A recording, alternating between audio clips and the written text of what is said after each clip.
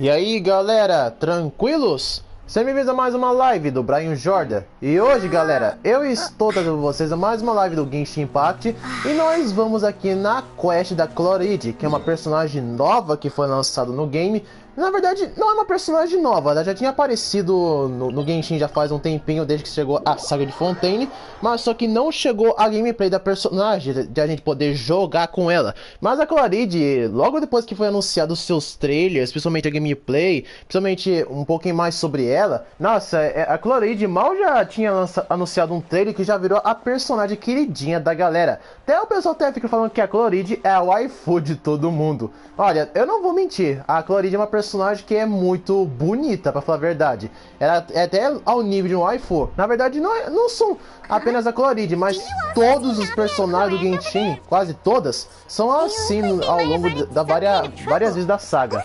E já começamos aqui a parte do jogo que eu nem queria ter ido até agora, mas eu vou agora. E vamos ali conversar com a Navia e ver como é que vai ser essa quest da Chloride, que eu tô bem curioso.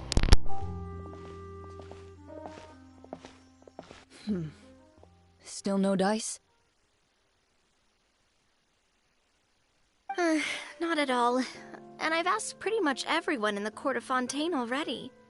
Lynette's ears drooped as soon as she heard that we'd have to be out and about for days on end. And Fremine, he hid himself under his helmet as soon as he realized there'd be people around that he didn't know. What about Chiori and Charlotte? I feel like both of them would be more than up to it. I've asked them already, but they're both pretty busy right now. I just gave the members of the Spina a few days off, too, so I don't want to bother them either. This is getting pretty difficult. Navia, Cloran, what's up? Oh my. Well, if it isn't my dear partners. How are you all doing? Huh. Navia? Huh? Oh, you mean... Yep, this is our chance. Do you need our help with something? Oh, precisely. My dear partners, we've got a huge problem right now that only you can solve. Whoa, for real? Absolutely. We've already exhausted all our other options. Traveler, Paimon, would you join us and play Marechaussee Hunter Judgment Day? Marechaussee what now? It's a new game script by the Tabletop Troupe, a local roleplay adventure club. Ever heard of the Tabletop Troupe? They put out games that allow you to participate in a story and roleplay characters with your friends. Oh, I've loved their stuff ever since I was a kid. That sounds super interesting. Chlorand and I are both veteran members of the club. Recently, someone came up with a new script and was looking for people to help playtest it for them. And when they asked, of course I couldn't refuse. I mean, come on, a brand new script? Nobody has ever played it before.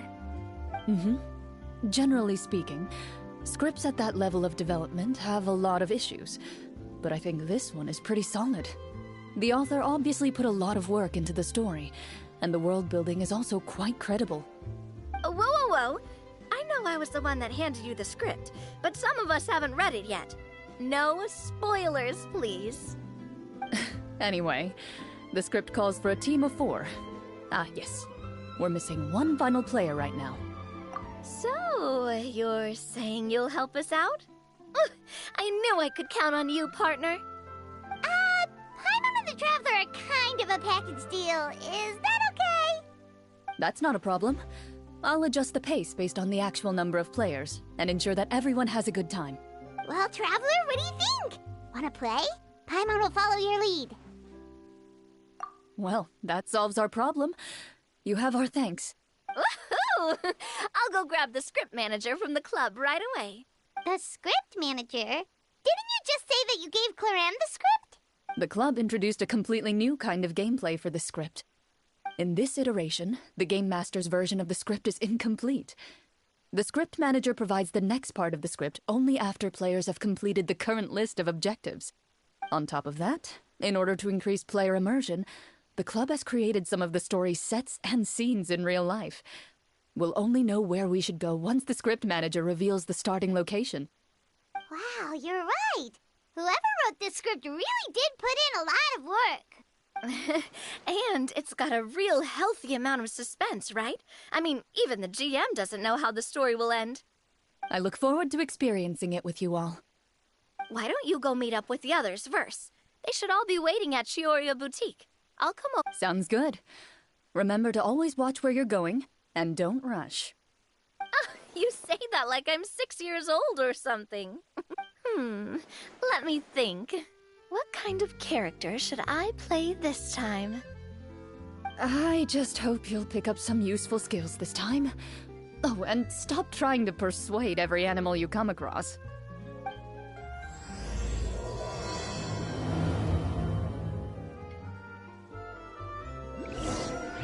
Noite Silenciosa.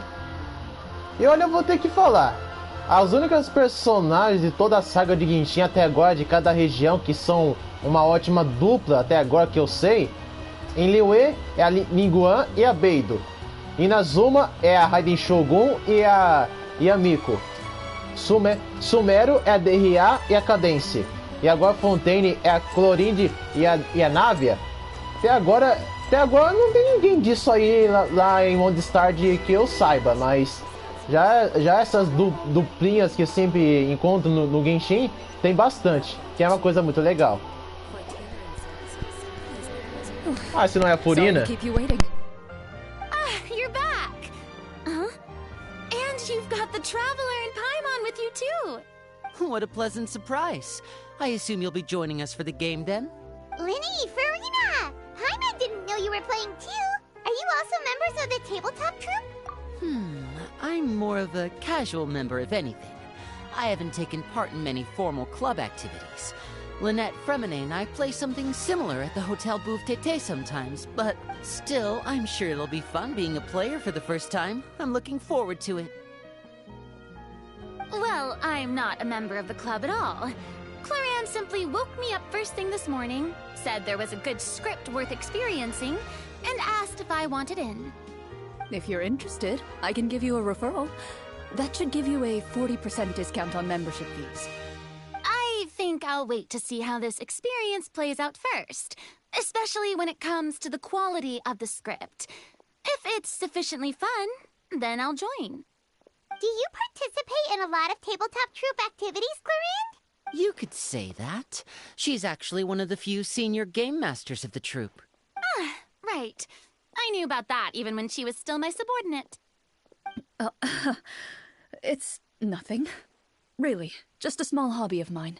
Wow. Paimon's so used to seeing you be all upstanding and intimidating as the champion duelist. It's kind of hard to imagine you role-playing with a bunch of friends. Surely you jest. I would never intentionally make things difficult for my players. I maintain a clear boundary between my professional and personal lives. The me you see at court represents the law and order of Fontaine. I put all personal feelings to the side. But in my personal life, I'm just an ordinary person. Someone who feels anger and sadness. Well, you say that, but for all the time I've known you, I don't think I've ever seen you cry. I've seen you get angry, sure, but now I'm wondering whether you were actually mad or if it just looked that way from the outside.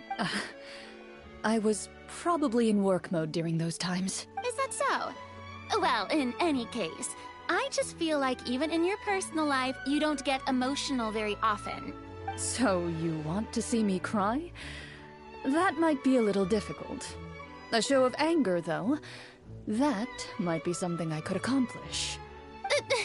No, that's not what I meant.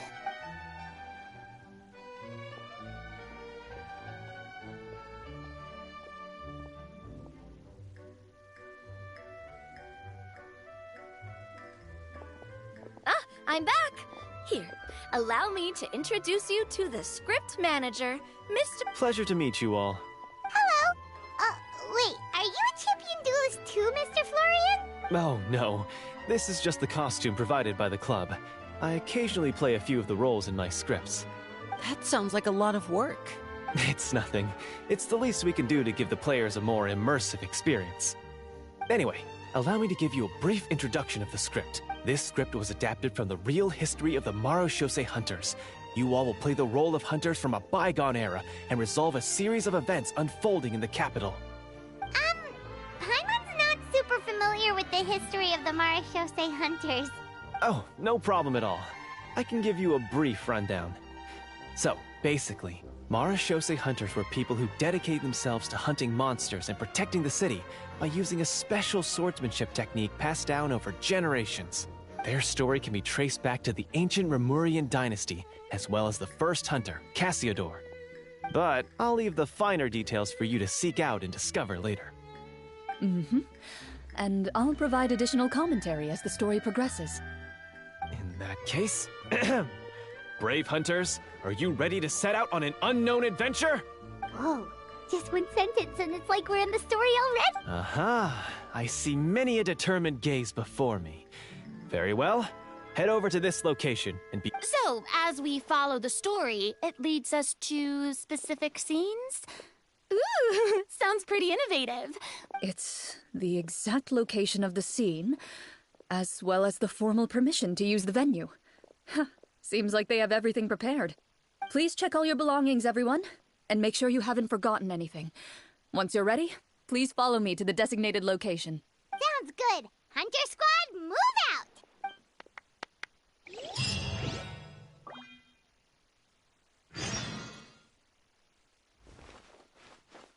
Estou surpreso que a Furina ainda interage com a Coloride, mesmo sabendo que a Furina não é mais a coach. Bom, até agora a região de Fontaine ficou sem líder de algum Arcoach, desde que foi revelado que a Furina não era Arcoach. E sim, era apenas uma réplica da original.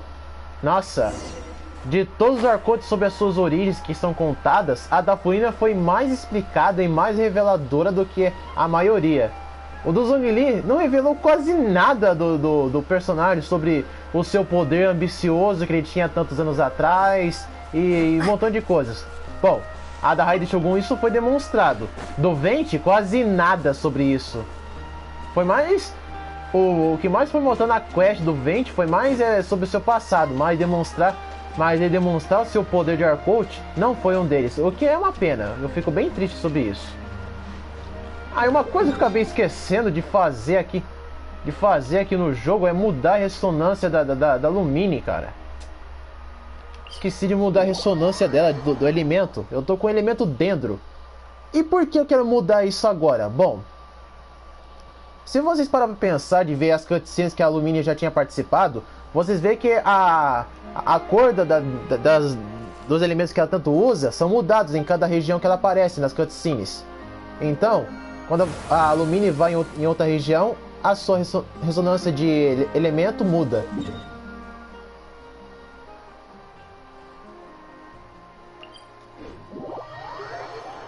Ainda bem que consegui pegar a Furina, que eu gostei muito dessa personagem. Mas já a Coloride, não consegui pegar ela, infelizmente. Não tive sorte de pegar a Návia, não tive nem sorte de pegar a Arlequino, que todo mundo queria, muito menos a Coloride. Mas é assim. No início é assim as coisas. Tem hora que você... Não é como se você conseguisse pegar todos os personagens 5 estrelas logo de primeira. Eu só consegui pegar de primeira o Neuvillette com 20 tiros, que o 10º tiro que eu dei, os 10 tiros que eu tinha dado no banner Neuvillette foi por causa do aniversário que o Genshin teve. Já o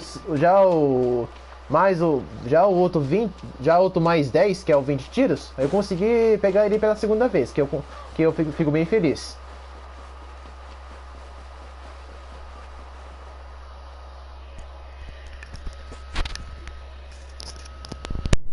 Whoa, they really have thought of everything. Even the Fatometer is here and ready to go for us. The Fatometer? What's that? It's a card that's used to determine action success or failure. We'll need to use it when we try to use certain skills. And what about all the dessert and tea? Is that for us as well? That's what the message said. Oh, really? That's so nice.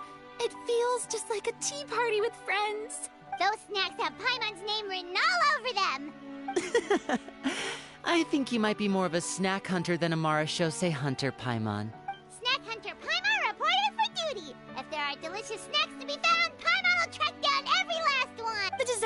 are great.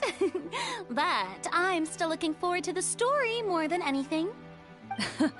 Very fair. Then, let us begin. First, please pick up the blank character cards in front of you, and write down your name and you can find an abbreviated version of the rules printed on the back of your character card. If you have any questions, feel free to ask me. In this story, everyone is a Marechaussee hunter. To reflect this, the club has prepared a small badge for everyone. Ooh, nice! As hunters, you have proficiency in swordsmanship and fighting by default, so there's no need to allocate any additional skill points to those areas. Swordsmanship? So there's a fighting part to all of this? Paimon's not sure she can do all that on her own. Maybe Paimon can just stick with you?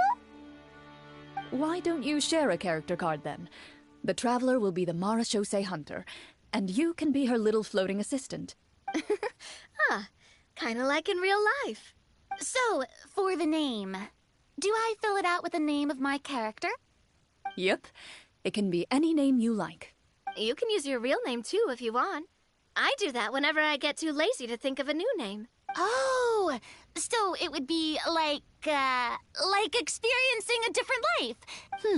In that case, I think I'll continue to use the name Linny then. Next up is the skill sheet. You have a limited amount of skill points that you can use to learn a number of skills.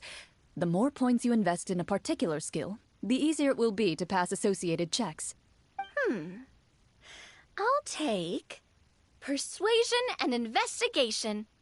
Oh, those skills sound like they'd be useful for gathering intelligence! Good idea, Navia! Just as expected of a veteran player. So should we also take those skills then? Not necessarily. Since we're working together as a team, we could leave the negotiations to Navia and use our skill points to pick up other useful skills. For example, I think I'll take stealth and sleight of hand. That will give us more options if we run into any situations we can't negotiate our way out of. Oh, interesting. I wasn't thinking about it like that. I suppose it's not so different from an acting troupe. Let me see. I'll take arts and performance.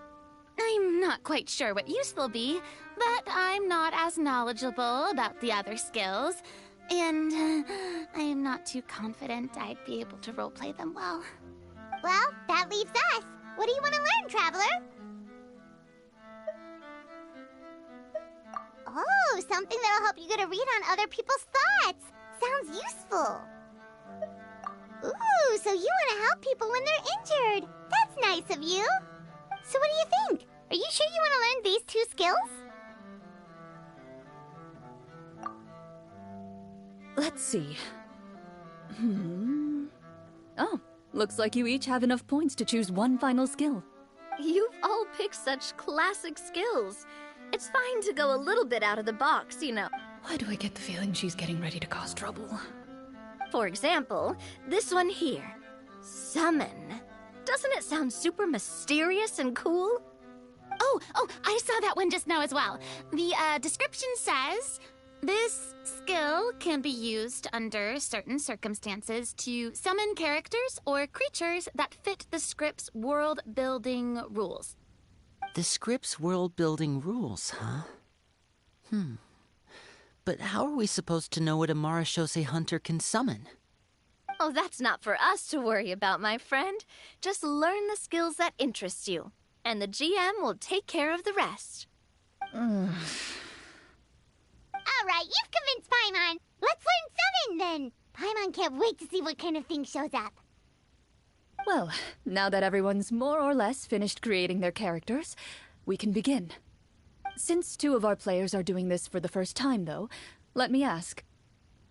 Would you like to play on easy mode or authentic mode? What's the difference between the 2? Well, in role-playing games, the story sometimes changes based on the decisions of the players and the results of the fatometer. For example, if you fail a check, that means you cannot use the target skill in that scenario. A critical failure may even result in further negative consequences.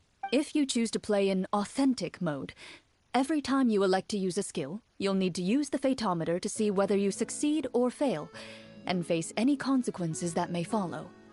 If you choose easy mode instead, every check will be successful by default, and you won't have to worry about luck playing a factor.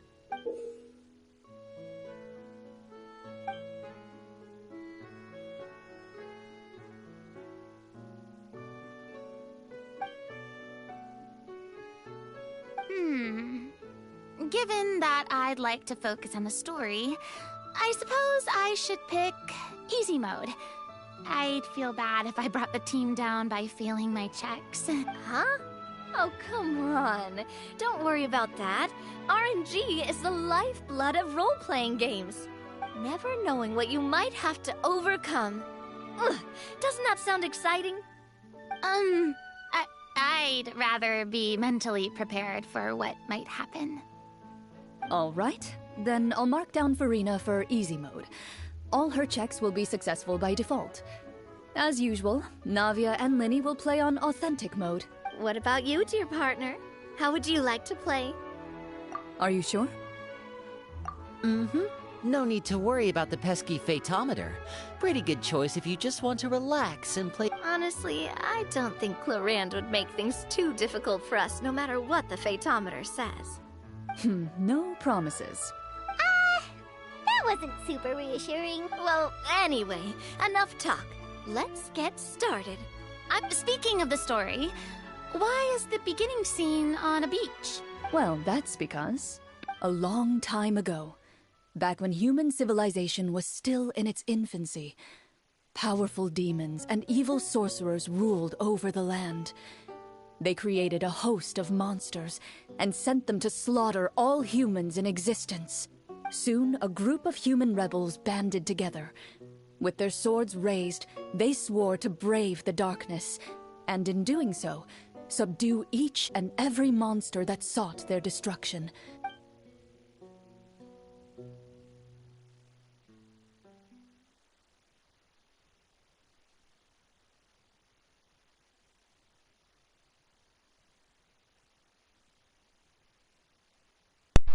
Isso vai ser um tipo de um jogo de cartas?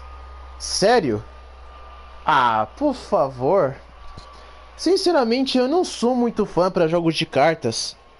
Porque eu acho jogos de cartas uma parada mais sem graça de todas. A mais sem graça. Por isso que eu não jogo muito o modo do Genshin Impact de você jogar no modo de cartas. Sometime later, as a member of the Marashosei Hunters, you receive a commission. Following the Vamos ficar address quietinho e provided preste on the atenção. message, you take a boat and arrive at this strange city. As you inhale, you can taste the slightly salty air of the docks as you begin to survey your surroundings. There aren't many people in the vicinity, but you do take note of a few others who, like you, seem to be sizing up this place. Your eyes meet, and you realize these people are fellow Marashosei hunters, likely led to this location after receiving the same commission. You're all Marashosei hunters too, right? Allow me to introduce myself. The name's Navia, monster hunter by trade and helpful neighborhood businesswoman on the side. What say you to traveling together? We can help each other out on the road. Okay, count me in. My name is Linny. I've been wandering since I was little and picked up a few less than legal tricks along the way. I was adopted by a Marashosei hunter and later Is this where you introduce your character to everyone? It sounds like they've done this dozens of times. My name is Farina, and, I grew up in a noble family. I always had a strong interest in performance and the arts. Even though I'm a Marashosei hunter, what I really want is to be a performing artiste. Hey, that's really cool. You can do it, Farina. That's exactly how it's done. Paimon is Paimon, a good friend and companion to this Marashosei hunter right here. I've been studying medicine ever since I was a child. I want to do my part to eradicate these monsters and use what I've learned to heal others. Oh, welcome, welcome. When we face the monsters, I'll make sure to charge in front to give everyone some cover. You can take care of the healing at the back. You open your envelopes at the same time. The message reads, "To the honorable and trustworthy Marachose hunters, our kingdom is currently facing a grave crisis. The lands outside the capital have been overtaken by monsters, and our people are being led astray by forces of wickedness." Huh. The layout of this city looks super familiar. It kind of reminds Paimon of Mondstadt! The scriptwriter must have used a real-world city as a reference when coming up with the map. As experienced hunters, the layout of the city reminds you of places once traveled. You recall the sight of tree-lined streets and the gentle tranquility of days gone by. Yet, as you regard the city in front of you, it appears to be little more than an empty shell. Its hollow gates are open to you, beckoning you to come forth and bring salvation back to the town. I carefully read every line of the letter and turn my attention to the signatures at the bottom. Who issued this commission to us? You see a long string of unfamiliar names. It would seem that many of the residents of the city issued this commission together. They sensed that things were not right within the kingdom and sent a distress signal to the outside world. In that case, why don't we take a walk around the city and see if we can learn anything from the local residents? Oh, good idea. We might be able to get some leads on the monsters and bad guys we're after. You look up and see a tavern nearby. It appears to be open for the day. Why don't we go check out that tavern? If the novels I've read are anything to go by,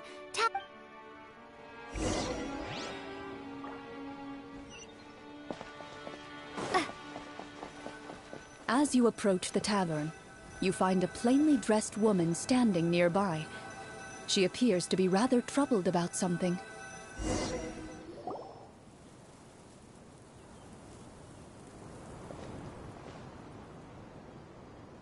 Greetings, friend.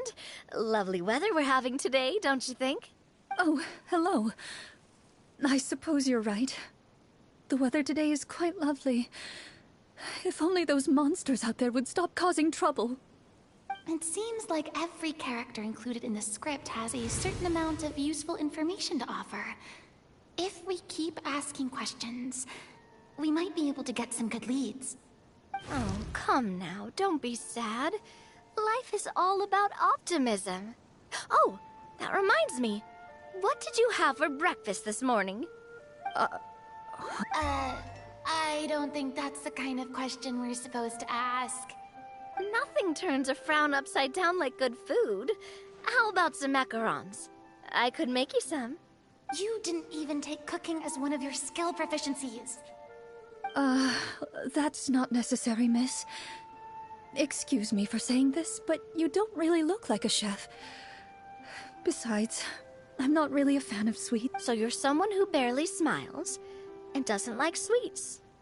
You're really starting to remind me of this one friend of mine. Hey! Did she just... me? Glorian must have broke character for a second. This isn't getting us anywhere. Traveler, maybe you can think of something.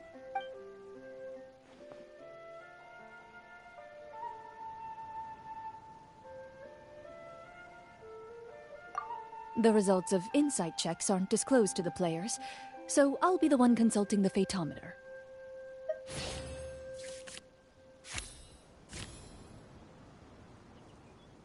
You recall all the lessons you've learned in your time and begin to carefully observe the woman's mannerisms.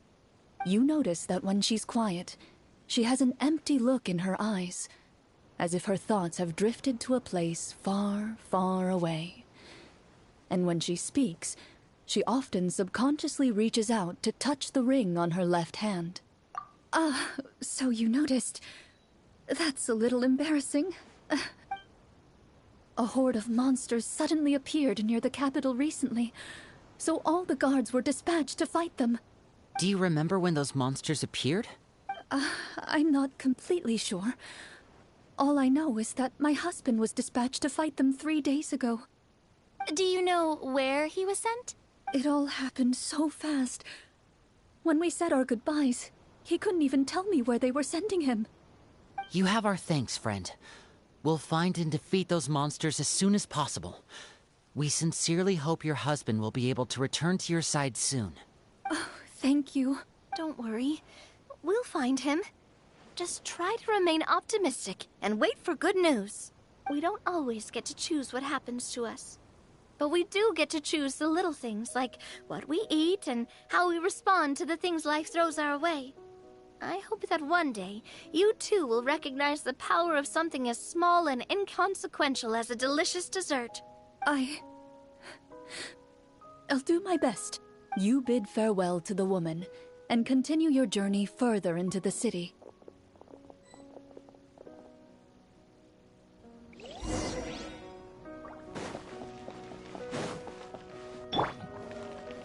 As you venture further into the city, the streets appear largely empty.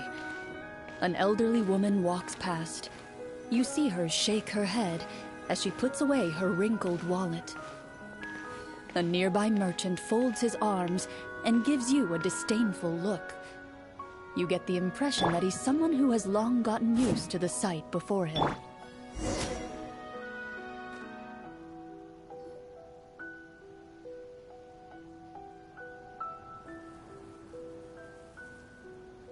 Although he doesn't seem very friendly, merchants are usually a good source of information, right? Pardon me, sir. I'd like to ask a question if I may. That depends. How much are you willing to pay? How about this much? What do you take me for? Some lowly beggar? You can't even buy half an onion with that amount. Surely an onion can't be that expensive, right? What do you know? War's nearly upon us. Everything costs several times what it did before. If you're not gonna buy anything, then scram. Whoa, what a nasty guy. Maybe we shouldn't even bother talking to him. But he still might have information we need. Traveler, can you think of something? Okay, while everyone is talking, I secretly use my magic props to summon a bottle of wine without the merchant noticing.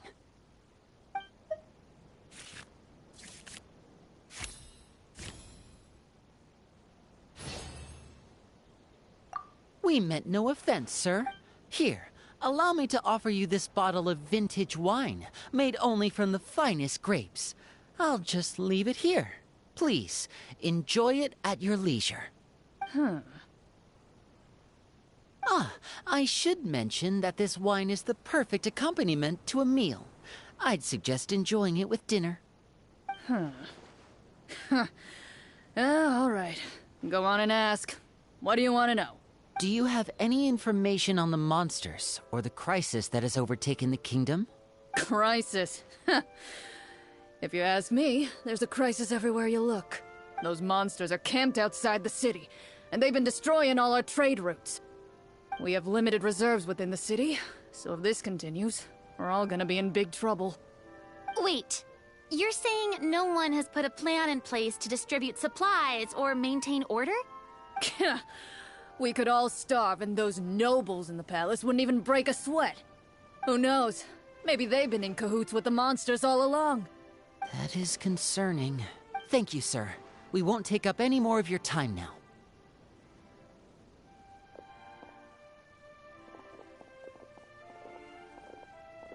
Hey, why did you leave in such a hurry? Well, you see, that bottle of wine was just a cardboard prop. Should we try to go somewhere with more people? Oh, how about the city square? Follow me.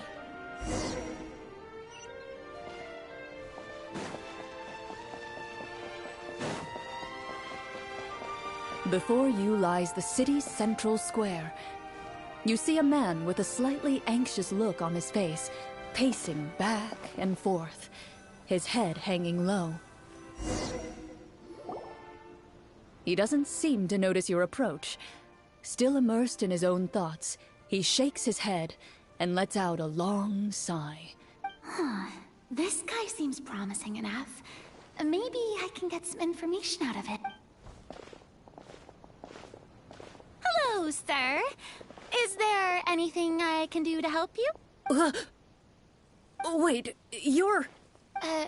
I'm... Oh, dear goodness! You're a Marashose hunter! You recognize us? Ah, are you one of the people who wrote the commission letter? Yes, yes! Oh, I didn't expect you to actually come. Oh, what great news! The city is saved! What happened here? Alas, we once lived comfortable, carefree lives. This city used to be free of monsters. The first Marashose hunter, Casiodor, the Golden Hunter, he was the one who drove them back. However, monsters have once again surrounded the city. Perhaps the seal that kept them at bay has lost its power. Or perhaps an evil sorcerer has been meddling in our affairs. All I know for sure is that their return has stripped this city of any chance at peace. Are there not enough soldiers to drive them out? It's not a question of numbers. The guards simply have no idea how to deal with them. Most people my age have never even seen one of the monsters, much less been trained to fight against them. What's worse, many of us don't even know the history of the Marashose hunters, and when I was a child, though, my grandfather would tell me stories about how the Marashose hunters drove back the monsters. So, on the off chance that something might come of it, I decided to reach out to you. To be perfectly honest, I was starting to think all those stories were just tall tales. But now that I've seen you in person, I finally know that it was true! Well, you can rest easy, friend. The righteous and formidable Marashose hunters are on the case. The man is touched by your determination and resolve. His eyes begin to well with tears of relief. Still, if we are going to hunt the monsters, we need to know where to find them. All I know is that the area outside the city is dangerous. I'm afraid I can't point you toward a specific location. Oh, although, if you leave the capital through the main gate and follow the road, you should run into a group of guards. They might know more about where to find the monsters. I see. We'll go look for them then. All right, be careful. Oh, and one last thing. The monsters outside the city are just part of the problem. There are evil sorcerers inside the city as well, so be on your guard. They're actively working with the monsters, and have corrupted the court ministers with malicious magic. They're the reason why, even inside the city, everything has been a giant mess. Even one of our kindest ministers has turned into a boorish and unreasonable figure, interested in nothing but enacting laws that exploit the people. Who knows how much longer we'll be able to go on like this. Talk about being stuck between a rock and a hard place. I feel bad for him. Maybe we should try to cheer him up? Huh? Like, now? Is this really the right time? I appreciate your kindness, but for now, it's more important to focus on the crisis at hand. Brave hunters, I leave the future of this kingdom to you.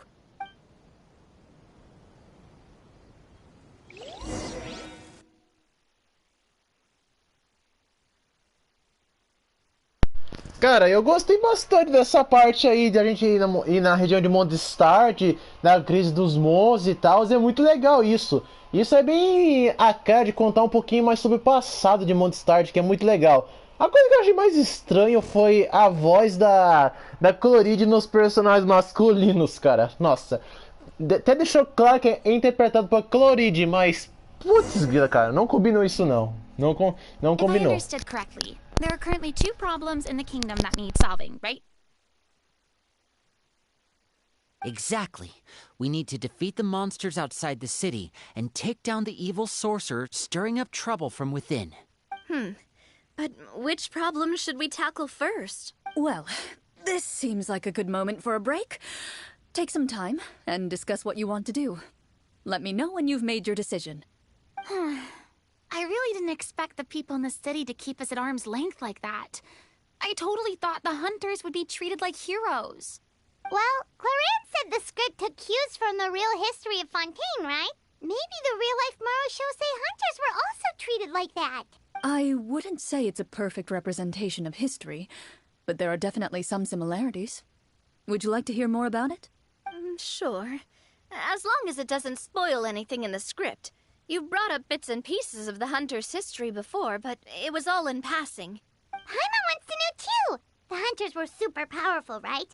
Were they all from a special line of supernatural beings or something? Kinda like the yokai in Inazuma? No. All Marachose hunters were ordinary mortal fighters. The only thing that set them apart were the special sword techniques passed down over the centuries. Huh? So you mean anyone could become a Marachose? In theory, yes. All you would need to do is survive the rigorous training and master the swordsmanship techniques required to fight the monsters.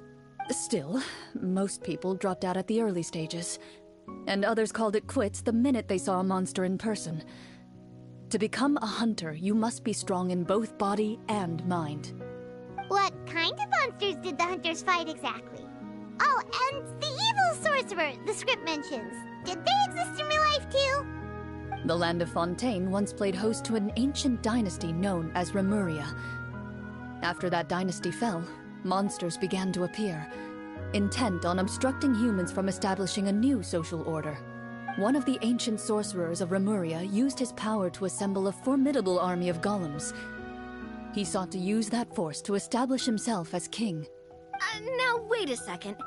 Don't tell me that guy was the inspiration for the evil sorcerer in the script. We still haven't found any in-game information on him yet. So, why don't you talk about someone else for now? Well, I wasn't planning on going into anything you might be able to find out in the game. But if you want me to talk about something else, then...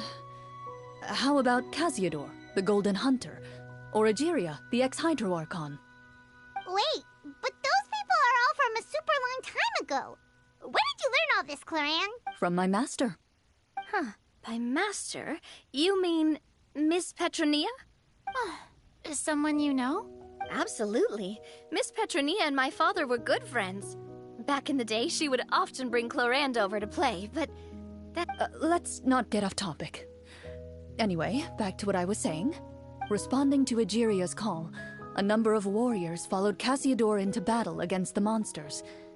This group of warriors, under Casiodor's leadership, became known as the Marachose Hunters. Yet, as Fontaine entered an era of peace, their work gradually became obsolete.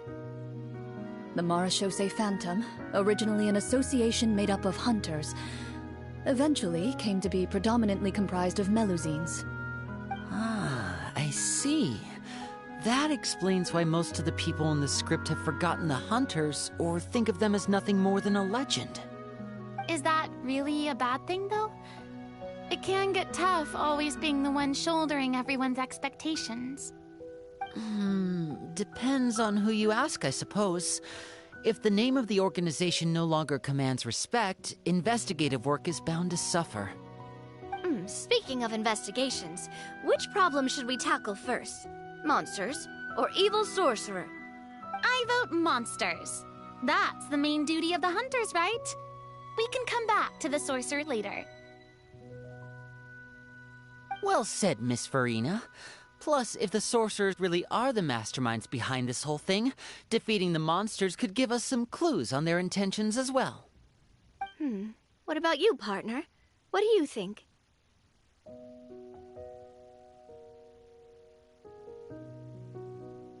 It's decided then. All right. After some discussion, you decide to turn around and head out of the city.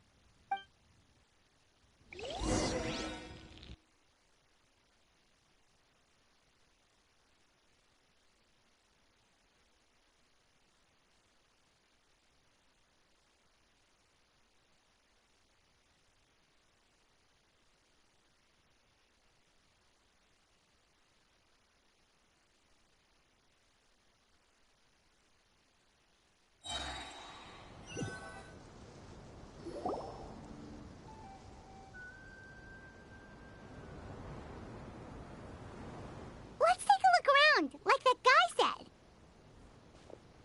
You there! Outsiders, halt! An armored man approaches you. He has a tall, muscular build and a determined expression in his eyes. Although he's trying his best to conceal his current state, his uneven gait and the sweat dripping down his forehead make it obvious that he's been wounded and is in serious pain. I'm the captain of the guard. I saw you sneaking around the city earlier, so I'll only ask this once. State your purpose, or it's off to the dungeons for the lot of you. Wow, it's been a while since someone's been this suspicious of us. I said talk, not whisper between yourselves. Have you ever heard of the Marchese Hunters? Marachose hunters? Ha! That fairy tale, you mean? What, you expect me to believe you're one of them?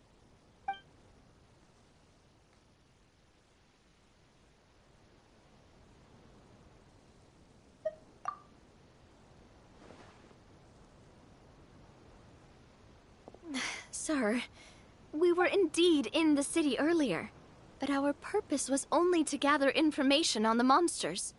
We're here to help the city and all the people within it. Your guards are still fighting the monsters as we speak. They could be seriously wounded and in grave need of support. You need all the help you can get.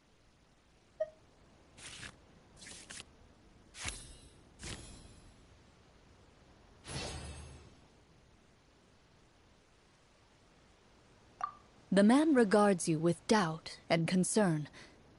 After a period of inner struggle, he lets out a long sigh and informs you of the locations where the monsters have appeared. Those monsters aren't easy to deal with, but if you insist on going, I won't stop you either. I just hope all the guards will be able to come back to their families alive. I wish you the best of luck.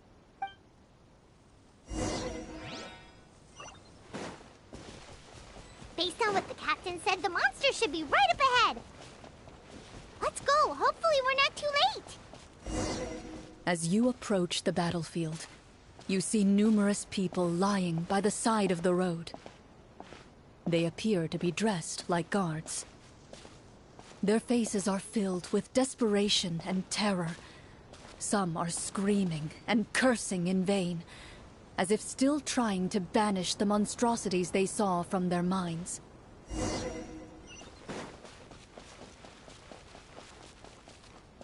A few of the wounded look up at you in shock and disbelief. Quick, leave this place. Turn around and don't look back, they yell.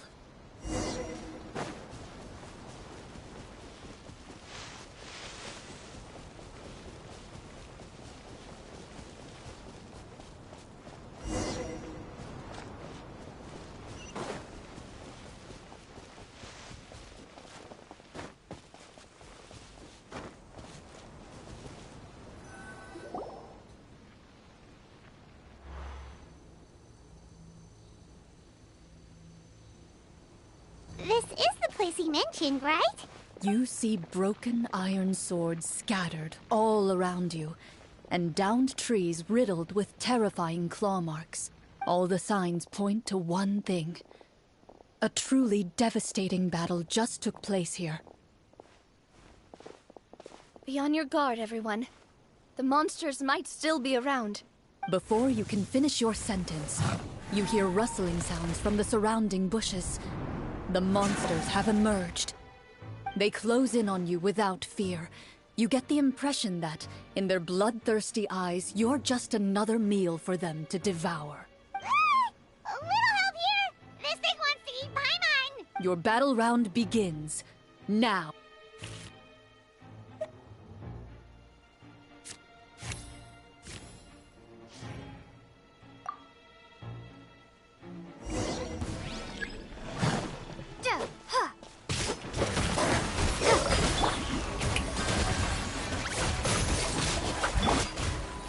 Right up.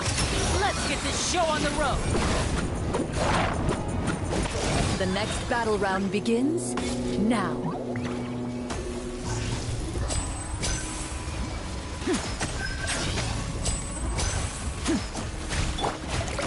Watch out! Attack! Ha! Wipe out!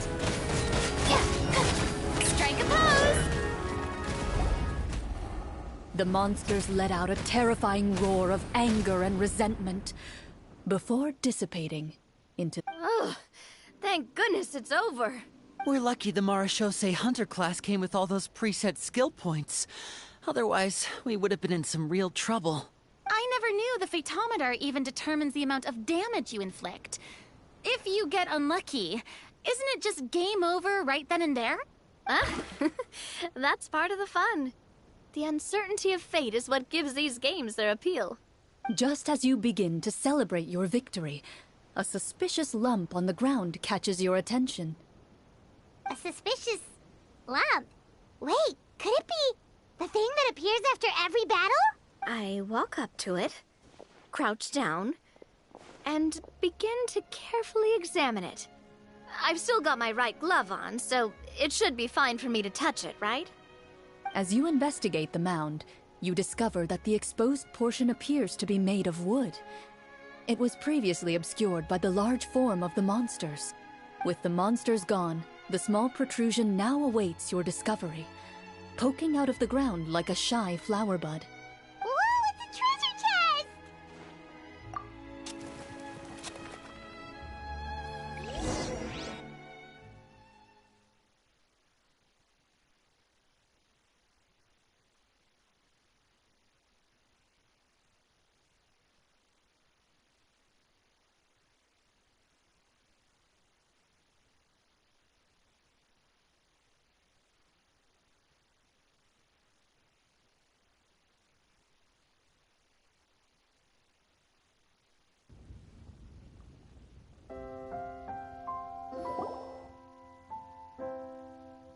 With everyone's help, you successfully excavate the wooden chest from the ground. Even without opening it, you can tell from the mora and jewels scattered around the chest that it must contain quite the fortune.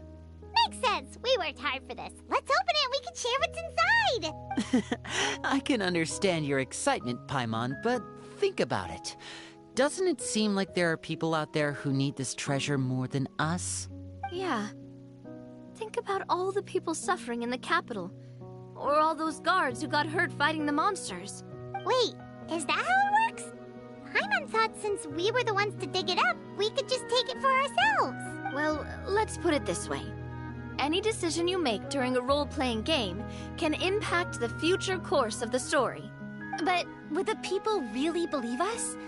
It's hard enough for us to prove we're Marashose hunters. What if they think we procured the treasure illegally? They might get even more suspicious of us. That's definitely something we should consider. Maybe we can come up with an explanation in advance.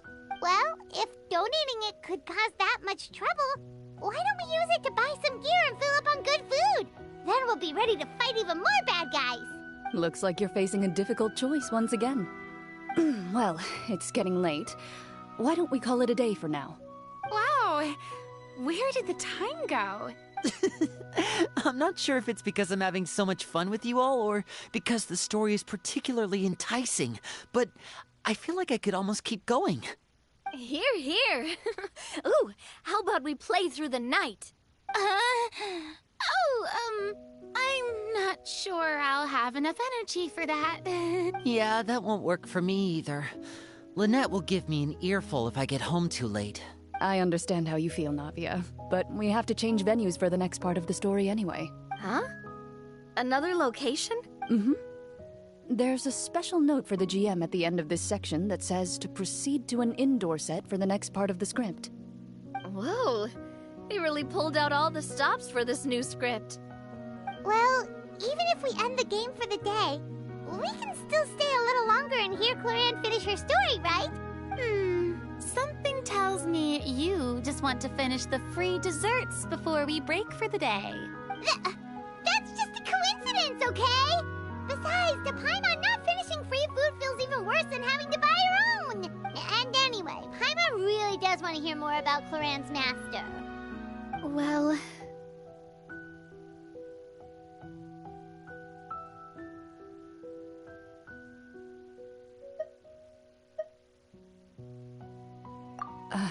It's nothing. I appreciate the concern, but it's all in the past. It won't do any harm to share these things now.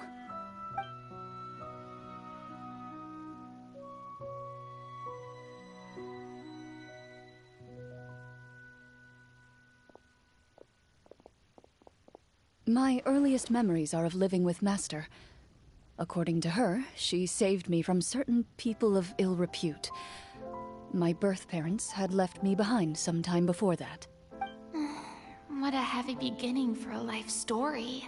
Master was a fascinating individual, if inexperienced in the ways of raising children. My first ever toy was a short sword. Although I suppose it wasn't so much a toy as something Master removed from her waist and handed to a noisy child in need of distraction. Oh wait, so she handed an actual sword to a child? Isn't that dangerous? Of course I did. I cut my palm and bled quite a lot. But Master was not concerned. She just stood there and casually lectured me about it. See, that's what you get for not holding the sword properly, she told me. She then crouched down next to me and said, "Give me your hand. I'll teach you to bandage this wound. After that, it's time to learn how to truly hold a blade." Excuse me for asking this, Clorand, but how old were you exactly when all this happened? Probably around, 3, give or take. 3? Isn't that when most kids are still struggling to hold a fork? As I said, Master was rather inexperienced in the ways of raising children. She believed trial and error was the best way to teach a child what they're capable of. I'm not so sure this is a question of experience. I didn't see anything wrong with her ways at the time. And anyway, children don't get to choose how they're raised. Oh, she did bring me back a pet from Liyue once. It was a Geovishap hatchling. A Geovishap hatchling? For a pet? That seems even more dangerous! What she said was this: make sure to get along, you two. If you really can't agree on something, just settle it with a fight. Whoever loses is the real pet. And how old were you when this happened? 5. Well, did you win? No, I lost. So, you're saying you actually became the Geovishap's pet? Yes, but only for a week. By the end of that week, I defeated it in combat, and we've shared a cordial relationship ever since. That really doesn't sound like the kind of childhood someone should have. Later on, I gradually understood that Master most likely didn't know any other way to raise a child. She was a marechaussee hunter, but I never heard her bring up her own parents. Thanks to her, I learned how to navigate the forest by the age of 6, and could hunt monsters in the wild by myself the year after that. Even though the training she subjected me to was strict, she always made sure to take me traveling when she had the time. We met many of her friends during those days. That was also how I met Mr. Callis and his family. I still remember the first time we met. You were too scared to join our picnic and hid behind Ms. Petronia the whole time. I still hadn't really met many children my age at that time, so I didn't know how to interact with others. After that, though, you started coming over a lot. You loved challenging people to shooting competitions, remember? I don't think many members of the Spina ever beat you in one of those. I had a lot of fun during those days. I enjoyed them too. Oh, do you remember that one time we went exploring around the Spina together? We overheard Papa call your master Fontaine's Protector of Justice.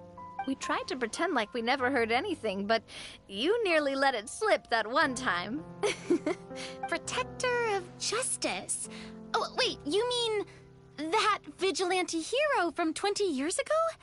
The one who is always active at night? Yep, that would be her. She often would put on a black cloak and go out at night. I never knew where she went or what she was doing. Until, like Navia said, we overheard the truth from Mr. Callis that night. 20 years ago, huh? I still remember the guards leaving all kinds of witness reports about her on Nervalette's desk. My apologies. Oh, there's no need to apologize. You had nothing to do with it. And anyway, everything she did was for a good cause. Although, calling herself the Protector of Order was a bit much. Especially when she deliberately operated outside the law. Huh? When did the Protector of Justice become the Protector of Order? Oh, she had a bunch of code names. I heard she would just come up with a name on the spot whenever she was asked. Later later on, she probably got sick of answering those questions and decided to stick to just two. The Protector of Justice and the Protector of Order. That sounds like her, all right. I bet she forgot which of the two she'd use by the time she got back each night. Well, she certainly sounds like a fascinating individual. With her strong sense of justice, it's no surprise her student It's true. I always wanted to become like her. Someone powerful, independent, and with a strong sense of conviction. But... She suddenly disappeared the night I turned 10 years old. Disappeared? What happened? I have no idea. She didn't even leave a note. I was never able to find out where she went. That night, I was celebrating my birthday at Navia's house. But Master never came to pick me up. When I returned home on my own, it was to an empty house. When she still didn't appear after a few days, I went to Mr. Callus's house to ask about her whereabouts. But he only shook his head. Papa probably didn't know either. I know he sent a few people to investigate the matter in secret, but they never found any credible leads. Don't worry, I understand. To be perfectly honest, given Master's personality and way of doing things, it all made a lot of sense. If I had to guess, I'd say she probably used it as an opportunity to force me to become independent. Just like how, when a litter of kittens reaches a certain age, the mother willingly leaves them behind. Were you upset, Clorinde? I was at first, but not anymore. I don't believe Master would suddenly disappear for no reason. There must have been something she just had to do. Well, despite everything, you still managed to follow in her footsteps and become the greatest champion duelist in all of Fontaine. You're practically a living symbol of law and justice. I suspect my position would be far too by the books for her. Master always did whatever she pleased. But you're right. I suppose I do take after her in some ways. Who knew Clorinde had such an interesting past? I never had the chance to ask her about it before. And I wonder... if Clorinde's master were the champion duelist back then, would that duel against Mr. Callus have gone differently? Oh no. Judging by the atmosphere, Clorinde and Navia are probably thinking something similar. The mood just got super awkward all of a sudden. Well, anyway... would you look at the time? It's getting dark, so we should probably call it a day for real this time. If we keep talking like this, we really... I had a great time today, Miss Clorinde. Thank you for being our GM. Anytime. The script was good, but I've got to say, your childhood stories were even... Hey, you should tell us more about that fight against the Geo-Bishop sometime. Maybe your master was onto something. You could be right. What does she mean, onto something? I certainly don't know any 5-year-olds who want to fight a bishop in their spare time. Guess I'll head back as well. I need to save my energy if I want to continue enjoying the story tomorrow. You're that excited to hear about my fight with the bishop? I was talking about the script.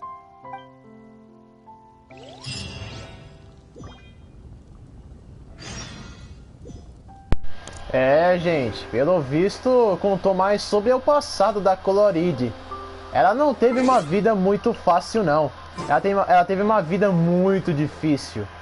Espere até amanhã do dia, às 8 até às 10. Ainda bem que o Genshin Impact tem esse sistema aqui que eu posso poder usar para aproximar, para avançar no tempo. É que nem o Zelda. O Genshin Impact já foi inspirado muito no Zelda, tanto que o jogo foi acusado de ser uma cópia do Zelda. Nossa. Às vezes eu me pergunto por que o povo acha que o jogo é uma cópia só porque tem aquela semelhança do jogo deles. Parece que o povo adora arrumar briga e hate por motivos bem idiotas. Let's go meet up with the group. Paimon's really looking forward to today's story. Primeiro foi no caso do todo mundo achar que Call of Duty Infinite parecesse que o Call of Duty Infinite Warfare parecesse como o Halo. Agora isso que foi no caso do Genshin. Ainda bem que que essa acusação toda que aconteceu com o Genshin acabou no dia de hoje. O pessoal não acusa mais o Genshin de ser uma cópia do Zelda. Ele não tem mais problemas disso nem nada. Só tudo que o Genshin Impact tem problema de agora, no dia de hoje, é a comunidade tóxica do game. Porque tudo que o Genshin Impact tem, o pessoal não está satisfeito com nada. Mas eu aposto que com a atualização 4.7, que aumentaram a resina, até disseram que aumentaria o nível também. Aumentou? O nível até o 100. Ah, não. Não chegou essa parte que você podia aumentar do nível 90 para 100. Mas é provável que mais cedo ou mais tarde vamos ter essa opção de aumentar o nível dos nossos personagens para nível 100 do que apenas 90. Bom, foi o que foi marcado nas informações da próxima atualização.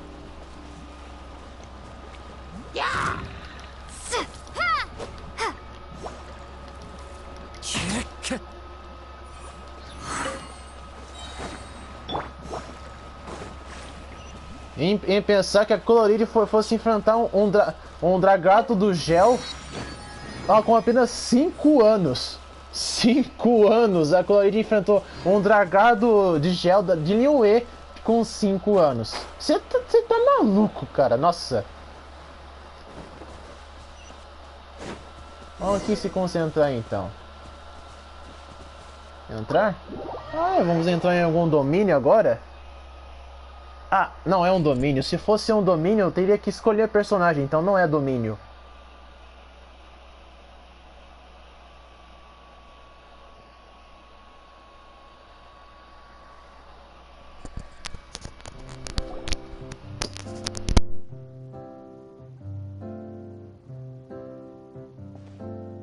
Looks like everyone's here. Now, before we begin, why don't we finish where we left off yesterday? There was an important decision to be made, yes? I'll pour everyone a cup of tea. Is that really the most important part, though, Clorand? Paimon's more concerned about our current surroundings. Heavy walls, cold railings, dim lights. This is obviously supposed to be a prison. I admire the work put into the set. Still, it's obvious the scriptwriter has never paid a visit to the fortress of Meripede. So the set is going to be a part of the script? Unfortunately, that is something I can neither confirm nor deny.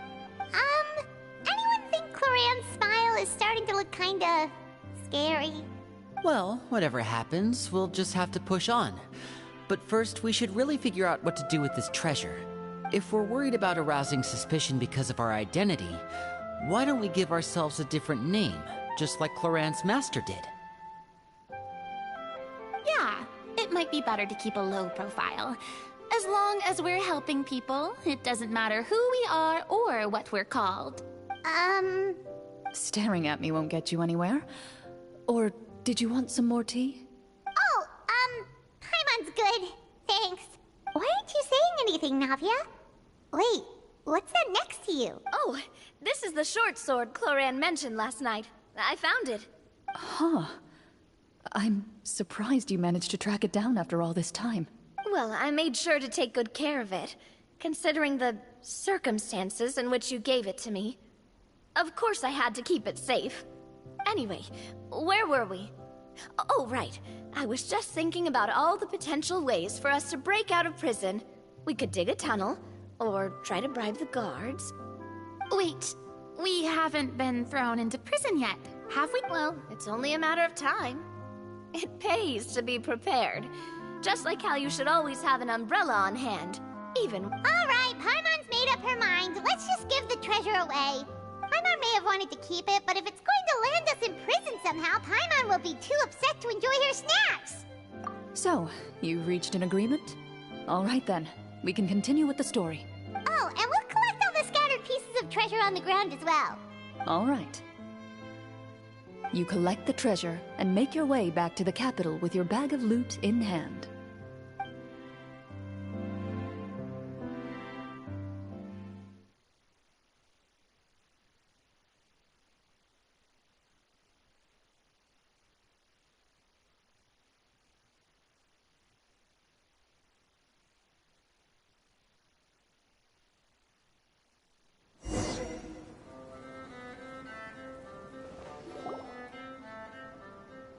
The city is still shrouded in a gloomy, oppressive atmosphere, but your spirits are surprisingly high.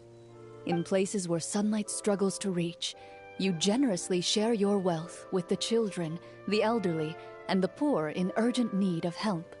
Thank you, kind soul. The elderly woman's look of gratitude follows you as you walk away, her eyes never leaving your back until you move entirely out of sight. She's probably trying to tell us to speed this up. We need to hurry up so we can address the sorcerer problem. Should we go find that man again at the square? He seemed like a pretty responsible guy. I'm sure he knows the people here far better than us. Oh, good idea! Just as you start to make way to the square, intent on finding the man again, there's a voice.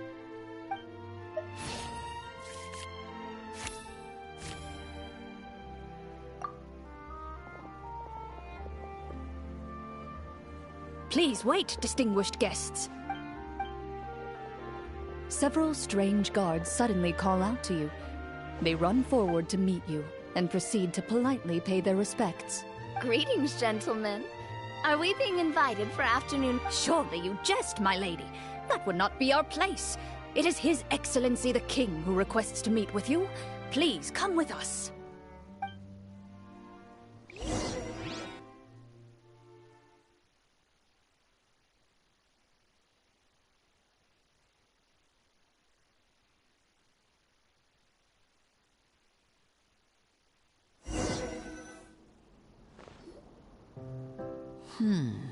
Do you think this could be a trap? Well, we have to investigate the court at some point, right? Meeting the king himself would be a fantastic opportunity to do that. I say we go for it. If something happens, we'll just turn the whole place upside down. That sounds a little intense. After a quick discussion, you nod to the guards and agree to follow. They lead you all the way to the audience hall of the palace. Gilded tables line both sides of the hall. The space itself is adorned with all manner of expensive antiques, glass shelves, and silver candlesticks. Wow, it's so luxurious! The elderly king, clad in a magnificent robe, sits upon the deep crimson throne before you. He wears above his head a majestic crown, with a gemstone the size of a bird's egg set right at the very front. As you observe it, you see a complex pattern of light reflect off its surface. They're here, Your Majesty. A man dressed in dark clothes, likely a minister, shields his mouth with his hands and bends down to whisper a few words to the king. After a moment, he lowers his hands and stands back up. His gaze shifts to fixate on your group, but he does not move from his place at the king's side. The king does not appear entirely aware of his surroundings. The man by his side, though. The king remains still and says nothing. The minister is the one who speaks. Esteemed guests, allow me to thank you for coming to our faraway kingdom. Unfortunately, His Majesty the King finds himself quite exhausted from work. So please allow me, his Prime Minister, to welcome you in his stead. I've heard tell that your group, the Marechaussee Hunters, used your exceptional ability with the sword to repel the monsters near the capital. Such a great deed deserves to be rewarded.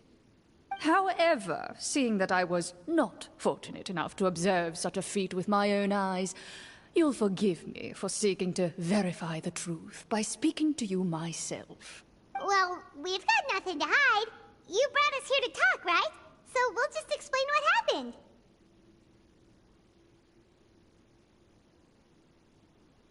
The golem's blades were so powerful, they could cut down trees in a single swipe. It took a lot of effort to defeat them, even for trained swordsmen like us. Well, that was enough details, right? Believe us now? Your account does indeed match those of the survivors. Since you were the ones who defeated the monsters, that must mean you are also in possession of the treasure they stole? Well, we did take the treasure, but... How did he know about the treasure? Ah, then I must ask that you return it at once. It belongs to the kingdom. Wait, but didn't you just say that our great deed deserved a reward? Shouldn't the treasure be considered a part of that? Yes, that was indeed what I said. But you seem to have forgotten a very important distinction. Only that which is freely given by the king can be considered a reward. Taking the rightful wealth of a kingdom without said permission, on the other hand. But that's completely unreasonable. Yeah, that makes no sense! If it weren't for us, the treasure would still be buried underground somewhere! Maybe so, yet the fact remains. You tried to dispose of the treasure without reporting it to the court and without receiving permission. What, no answer? Surely you're not insinuating that you, a group of legendary marechaussee hunters, sought to take the treasure for yourselves? Well, what about the king? Is he just gonna let this guy talk for him the whole time? Clad in his magnificent robe, the king remains seated, with his hands resting on either side of the throne. His posture is rigid and unmoving. He stares forward with an empty look in his eyes. From the look of things, could the Prime Minister be the evil sorcerer? Or could both the king and the Prime Minister have fallen under the evil sorcerer's control? I would like to observe the number of guards stationed in the hall. The guards in the palace appear fully armed, their expressions solemn. Sensing the tense atmosphere in the room, they stand at the ready, each with a hand placed upon the hilt of their sword, as if prepared to draw their weapons and surround. Well, there goes my plan to turn the whole place upside down, I guess. It appears we've been visited by nothing more than a group of ill-intentioned imposters. What a pity. Guards, take them away and throw them in the dungeons. Before I decide your fate, however, I must first determine whether you have any accomplices outside the court. Can't we try to slip away? Or maybe start some kind of riot? But if we try to fight the guards right now... Don't worry. At least we figured out who's behind all this. Let's just play it by ear. If you're scared, Paimon, just hold my hand. Thanks, you guys. You allow yourself to be led away by guards surrounding you on both sides. It's only when you begin to feel drops of water falling from the dungeon ceiling and smell the stench of death and decay all around you.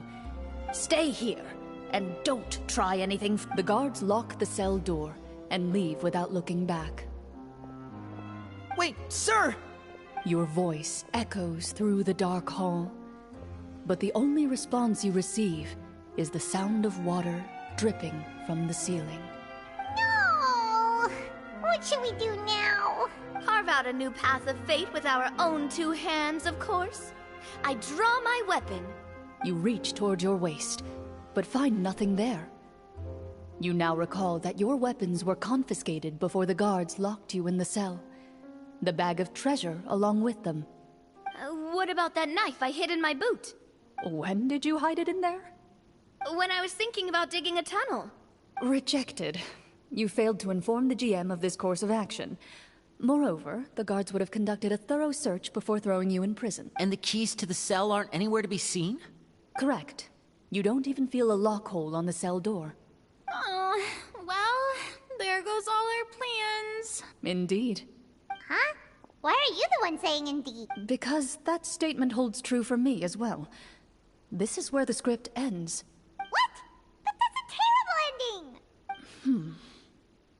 Generally speaking, this should be the point where the scriptwriter gives the players some kind of hint, or gives the GM some kind of code for how to move forward. I mean, maybe they just really wanted us to be immersed in the feeling of being in prison? Like, they'll only show us the way out once we've grown truly and utterly desperate? That is a possibility. If only there were desserts and tea in real prison. Oh, wait, guess that's kind of how the Fortress of Meripede works if you're lucky. Oh, before I forget, Navia, the short sword you had with you earlier, I took a closer look, and the craftsmanship doesn't appear to resemble anything from this era. If I remember correctly, that style was last in vogue several hundred years ago. Wait, Cloran said that sword used to belong to her master, right? Does that mean her master has been alive that long? I doubt it. The way she went about things often made her seem childish more than anything. I'd say the sword was most likely an heirloom passed down over time. Hang on. A precious heirloom passed down to you by your master. And you... Master left many things to me when she disappeared. There was the sword, an old key, and a good amount of junk she probably just didn't want to take with her. I gave you the sword back then, because I didn't want our friendship to end. Wait, when did this happen exactly? After the duel. Before that, Clorand would have meals with us and even stay over at the Spina some days. She was on great terms with Papa as well. After the duel, though, there was a period of time where we simply didn't know how to face each other. She entrusted this sword to me, and never came back. We were both sad, and conflicted, and totally overthinking everything as a result. Whenever I looked at this sword, I couldn't help but wonder if Miss Petronia had never introduced us to each other at that picnic. Maybe part of the sadness I was feeling could have been avoided. Back then, it felt like I hadn't just lost a father. No one can change the past. The most important thing is that you two found your way back to each other and can enjoy things like this together. Yep, you're right. I'm sorry, you two. I didn't mean to bring up any sad memories. Think nothing of it. No one here is at fault.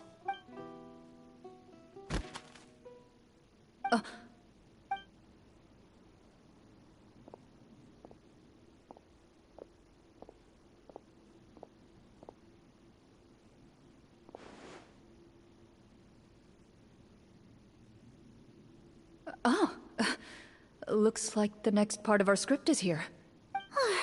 Perfect timing. The situation was really starting to get desperate. And not just because of the From Cloran's face, Paimon really can't tell if it's good news or bad news. Water continues to drip from the ceiling. In this lightless dungeon, you lack a reliable way to tell how much time has passed. Eventually, you get used to the unpleasant odor of straw, mold, and rust, and find yourselves alternating between fits of drowsiness. Suddenly, you hear footsteps outside the door. Heads up, everyone. Someone's coming. Gather close, everyone, and keep your voice down.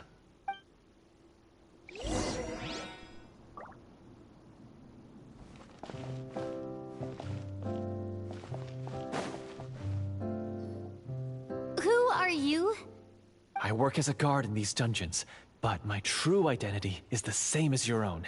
I'm also a marechaussee hunter. Huh? Shh! I've already sent away the other guards, but if we make too much... I understand, but how can we be sure we can trust you? The king has issued a formal decree. In light of the irrefutable proof of your crime, you're to be executed before tomorrow's sunrise.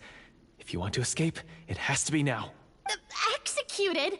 We barely did anything! Monsters appearing at the same location as the treasure. Could this entire thing have been a trap? There will be time for speculation once we're out of here. As for my identity, I have no way to prove that to you just yet. Infiltrating the capital was difficult, and finding a chance to speak with you has taken a lot out of me. I could go on, but I think we can all agree that now is not the time for details. Have you seen our weapons anywhere, sir? Don't worry, I brought them with me. They're just behind the door. Still, these weapons alone won't be enough to defeat the true enemy behind the scenes. His faction is too powerful. The guards are all under his control, and he's even stationed a number of golems in various rooms throughout the palace. To defeat him, you must find a secret vault. It is said that within that vault, the marechaussee hunters of the past left behind... You're not coming with us? No, I'll remain in the dungeons to deal with the guards. I'll try my best to distract them so they don't go after you. As long as my identity is not revealed, I'll be able to aid you when the final battle comes. In that case, please stay safe. Thank you for your concern. I will do my utmost. As for the location of the vault, here, this map should lead you there.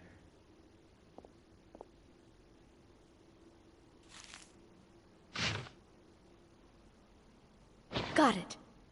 All right, once I open the door, remember to stick close and refrain from making any noise. I'll lead you out of here as quickly as possible. You now have the chance to restore the honor and legacy of the Mara Shosei Hunters. So please, get out there and reclaim what's ours. And be sure to exercise caution. With the help of the guard, you successfully escape the dungeons. Your sense of despair and anxiety both seem to fade as you continue your quest.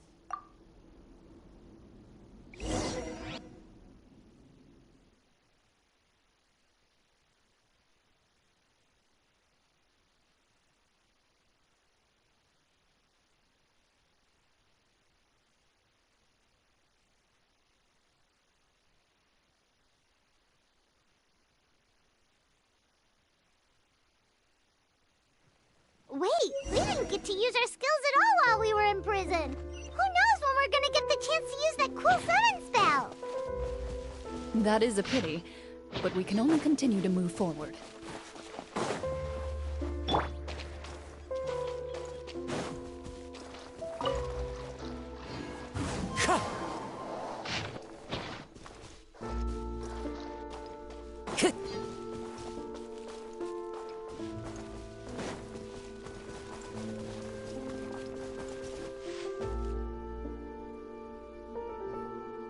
This should be the place marked on the map. This bit of rock certainly looks suspicious. Well, I'd say an investigation's in order then. Plus, if all else fails... Wow, you really meant that! Before you lies a serene stretch of open water, its surface shimmering a brilliant shade of sapphire. Well, guess this means it's time for a swim!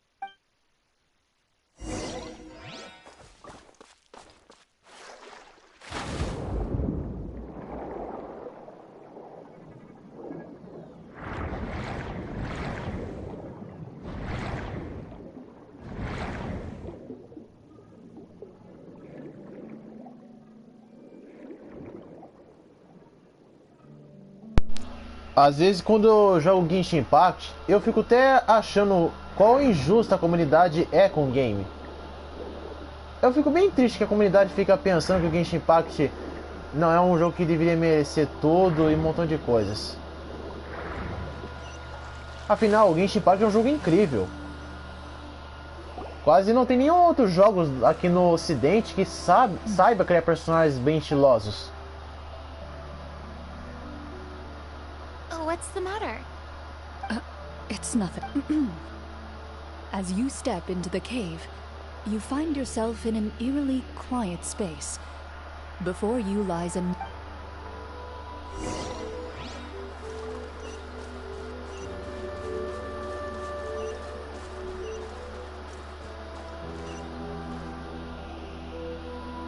Wow, this must be where the treasure is hidden! But this door is blocking our way in. It almost looks like it's been here for quite some time. Huh. What have we got down here? A kind of mechanism connected to the door?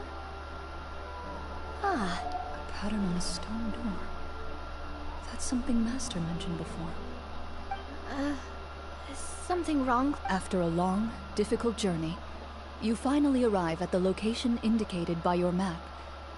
It appears to be your surroundings are exceedingly quiet and serene, as if the secret that slumbers here has never once been Realmente disturbed. adorei a Chloride com esse visual aí de esse visual 2D que tá mostrando a interpretação dela do mestre do jogo. A Paimon também ficou bem legalzinha. We're doing this for the sake of the people. Já o Linnea achei bem The estranho. evil sorcerer. I say it's time for this treasure to once again see the light of day. Linny's right. A da nave combinou certinho com ela. The future of the kingdom depends on it. The next part of the story requires us to solve the puzzle, Ai, pena que a Lumi não fala muito que nem os outros. Yes, that should be fine. Something feels off about all this. Guess I'll just have. E um dos detalhes que acontece também no Genshin Impact, quando o jogo é anunciado, às vezes nos eventos do jogo, é anunciado sempre nos eventos do jogo, sempre tem gente que não sabe o que é o Genshin Impact, principalmente o jogo em si. I found something. Found something here too.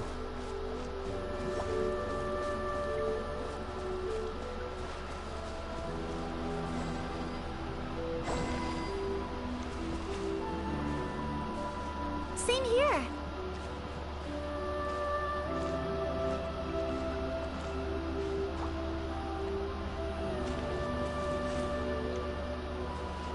Ah, então era pra fazer isso.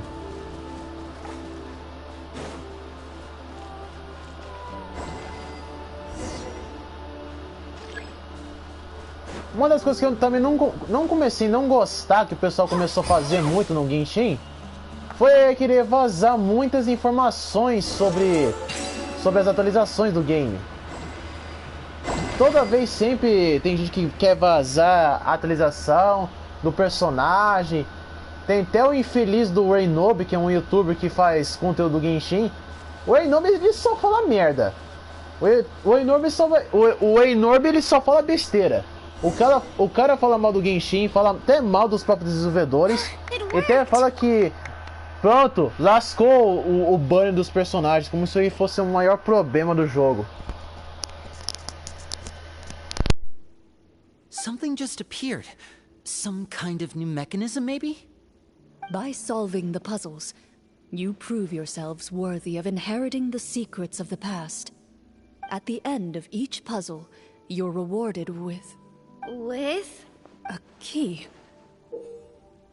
Oh, it must be the key to the big door.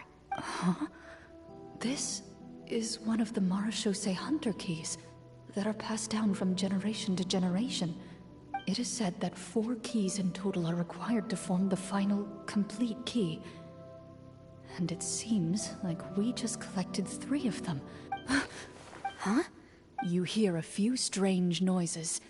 Suddenly, all the torches in the ruin go out at once. Huh? What's going on? Did we fall into another trap? For the sake of immersion, please close your eyes, everyone. Without the torches, the space is now completely dark, and you cannot see anything.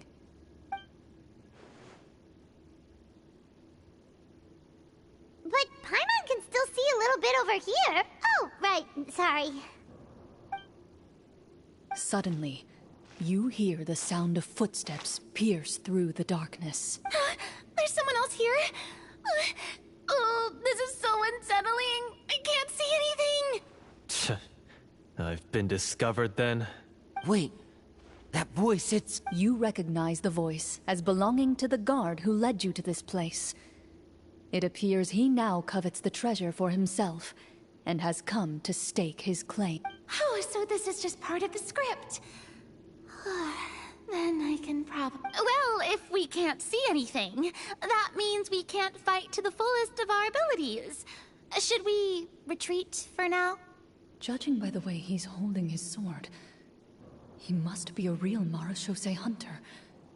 But this isn't part of the script. Retreat? That's not the hunter way. If it's dark for us, then it's dark for him. We choose to fight.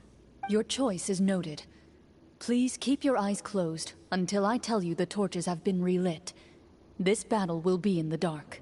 You got it! Well then, let us begin.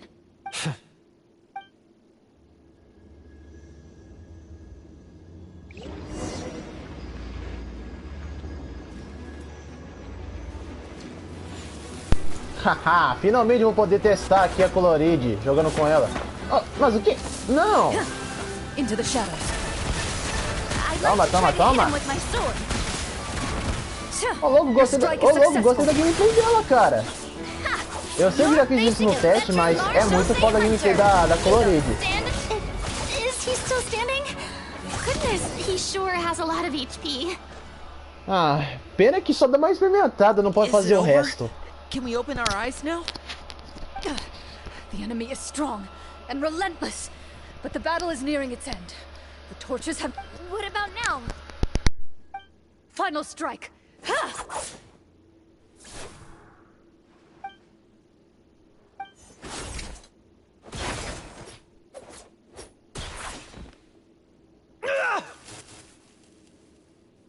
Oh, well, did we...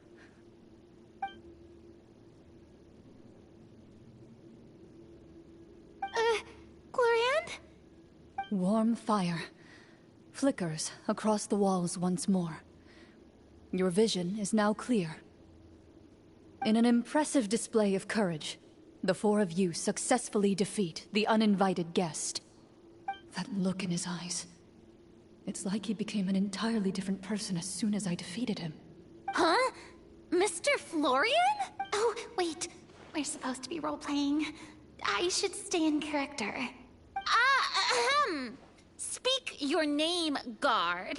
Why did you lead us here just to betray us? Is this treasure really more important to you than bringing peace to the kingdom? What kingdom? What peace? Those were nothing but lies! I, Florian, am a true Marechaussee hunter, descended from hunters of ages past. So he's also using his real name. Or, wait, was that the name of his character from... Then I'm even more confused. If you truly are a Marechaussee hunter, shouldn't you want to help us just like you said before? Shouldn't we fight together for the sake of the people? What do you know? In this day and age, there's no glory to be had as a Marechaussee hunter. What's that supposed to mean? My skills were passed down to me by my father.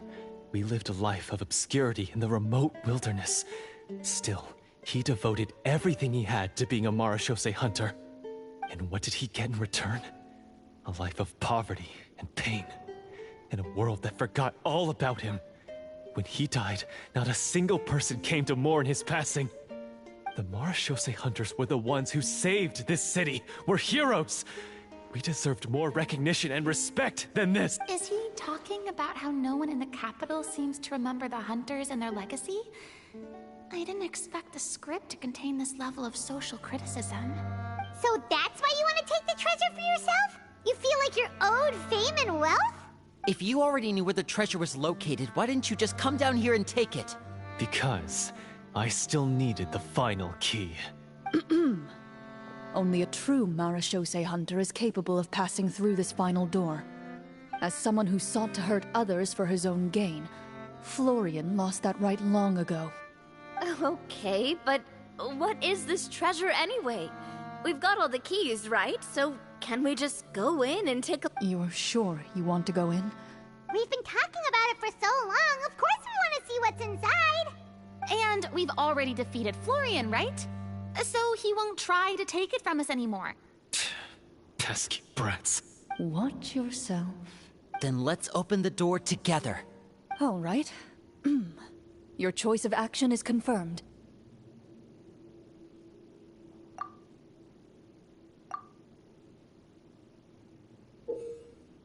Before you, the door to the treasure, sealed and undisturbed for more than 100 years.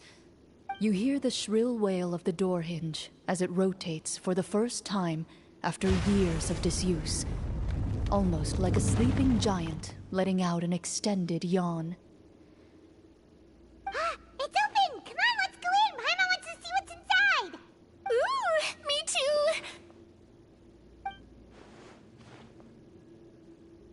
Ugh, uncovering hidden treasure is the most exciting part of adventuring.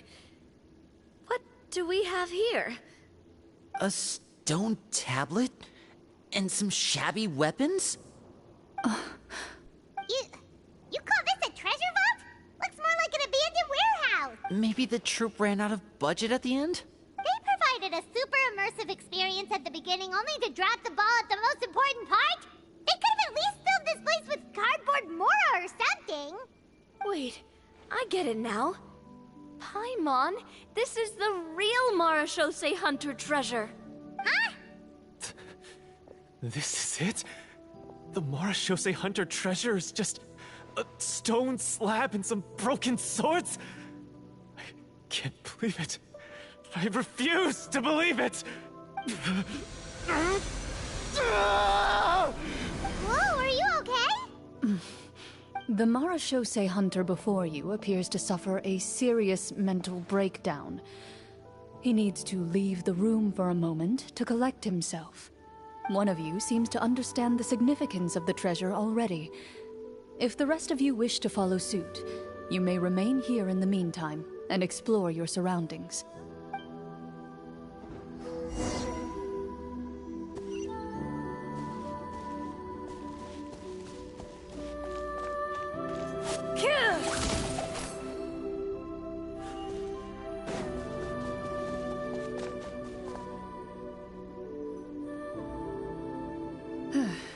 So, how are you doing? What just happened? Do you remember how you got here? Or what happened to your I remember now. I brought you here because I wanted to... The explosives in the cave! You mean these? Huh? How did you... I could tell something was off the moment I stepped into this cave, so I kept an eye out. I've already dismantled the whole thing. So the strongest champion duelist in all of Fontaine saved the day once again. Guess I shouldn't be surprised. I deserve some answers, don't you think? Tell me why you wanted to lure me here. Everything you said earlier sounded like the truth. Luckily, your monologue was dramatic enough to convince my friends you were just role-playing. I don't know. I just always felt like there was something in my heart that didn't belong to me.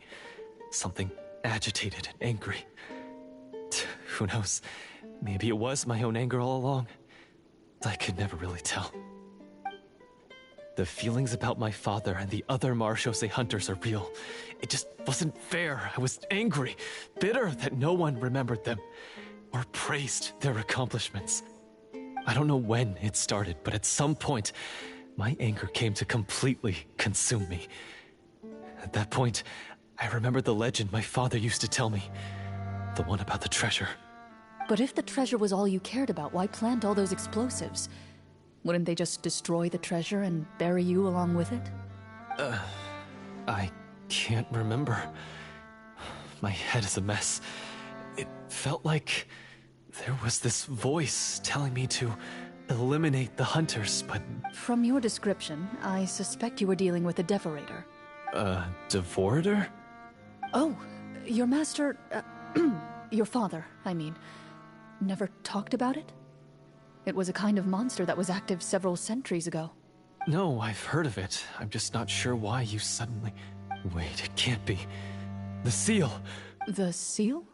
My family has served as Marachose hunters for many generations. But the title and swordsmanship weren't the only things passed down over our line. My father instructed me to always watch over that seal and maintain it regularly. He said it had been passed down over a truly ancient age, and protecting it was our clan's most important duty. But I neglected that duty after he died. I finally decided to come down and check on it one day, and that's where my memories become fuzzy. The Devorator would be a formidable adversary for any mortal being, even ones as capable as the Hunters. If you lacked the power to completely destroy it, you could easily fall prey to its influence and corruption.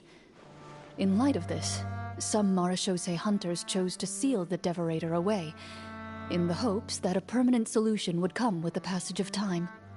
I heard it has the power to amplify the obsessions and desires in people's hearts, to the point where they overtake you entirely. It would seem I'm not just lacking in skill with a blade, but in mental fortitude as well. And yet, you were able to retrieve 3 of the 4 keys. If I remember correctly, each was entrusted to a respected and capable hunter. How did you manage it? One of them belonged to my father. The second I stole from a different hunter. And the third was one that I snatched while the person was on the way home from the... I know just how strong you are. It's as clear as day to everyone in Fontaine. I observed you from dusk to dawn, but could never find any opportunity to sneak up on you. I never even saw you drink a single glass of liquor. The only way I could think to obtain that last key was to lure you here using your hobby, and then... Oh, I get it now. That monster, it wanted to bury you here alongside the treasure. I won't comment on anything else, but the script was good. Well, I did pour my heart and soul into it. The stories my father used to tell me about the glory of the heroic Marechaussee hunters and how they came to be forgotten. It's more than just a story. Huh? You're proud to be a hunter. You're still holding onto that part of yourself, no matter how small. I have done so many despicable things. I have nothing to be proud of. Then explain the purpose of the evil sorcerer in your story. Huh? Isn't he the true antagonist? The one who sought nothing but his own gain, and used the people as pawns to attain it? In your heart of hearts, he was the one you truly wanted to defeat. But I've already tainted my sword. I no longer have any right to... Wake up, Florian.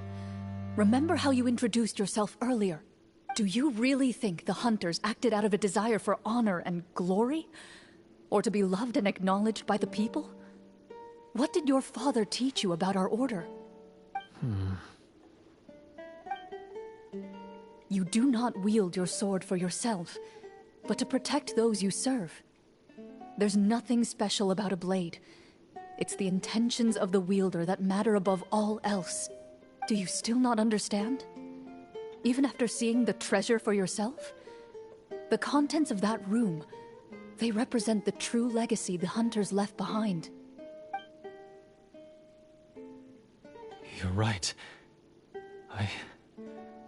I am a Marechaussee hunter. It's time for me to redeem, no, to finally serve the people I vowed to protect all along. I wouldn't be so quick to push aside the need for redemption. I know. That's a charge I won't bother to defend myself against. Good.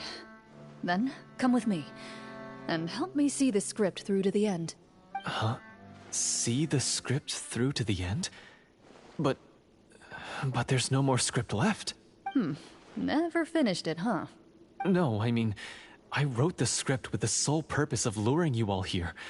There was no reason to write beyond this. Then we'll just have to keep writing it. The evil sorcerer still needs to be defeated. You mean the Devorator? Are you saying I have to make up the rest of the script as we go along? Is that really so hard? You've already written most of it. Surely you can write an ending where the hunters win and justice prevails. I'll be there to help you too. You aren't afraid your party will fall into danger? I know what my friends are capable of, and they're all quite skilled.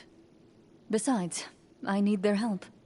Then, are you going to tell them the truth about all this? I don't intend to spoil the fun. Sometimes, protecting dreams and fantasies is more important than exposing the truth. Don't you think?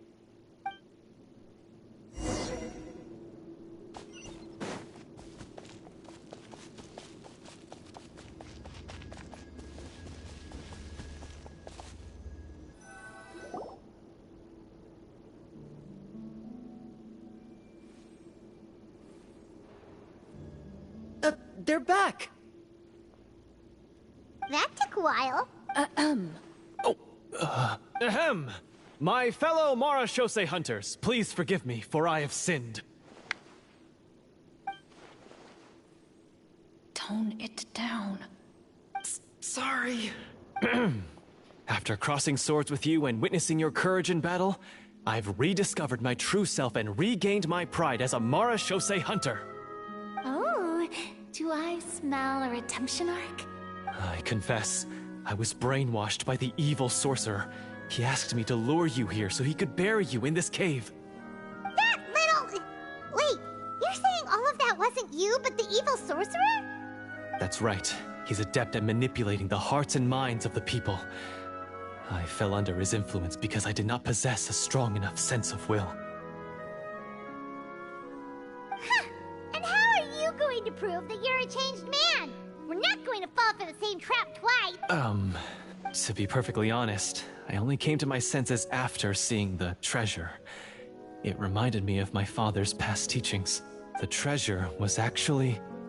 The names of all the Marechaussee hunters from ages past and their weapons?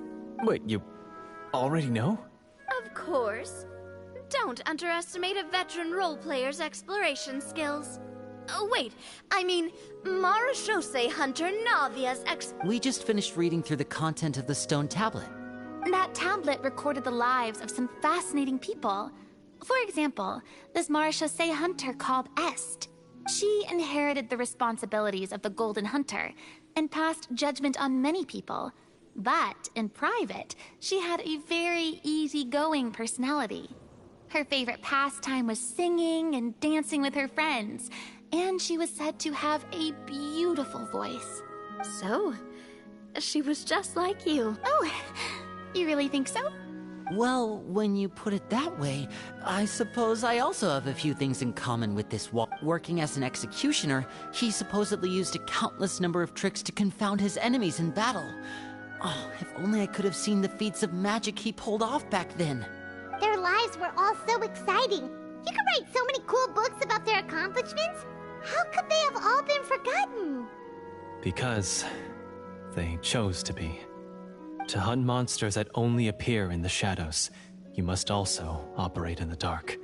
Then this stone tablet must have been left behind by their companions. That's right.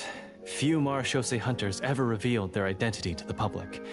They always protected the city from the shadow. The only time they spoke of their accomplishments would be at night, when they gathered with their fellow hunters in front of the bonfire to share stories of the monsters slain by their hand. So, this tablet was created not so that the hunters would be remembered by the people, but so that they would be remembered.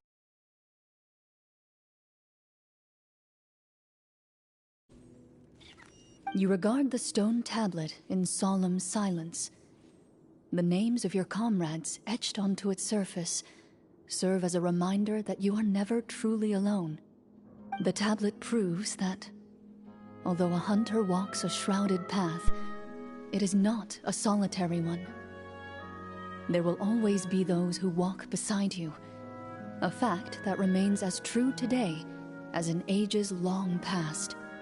Their legacies shall continue to be passed down from generation to generation, as everlasting as the stone onto which their names are carved. Father, you once told me that I should seek out the treasure if I ever became lost. So this is what you wanted me to find.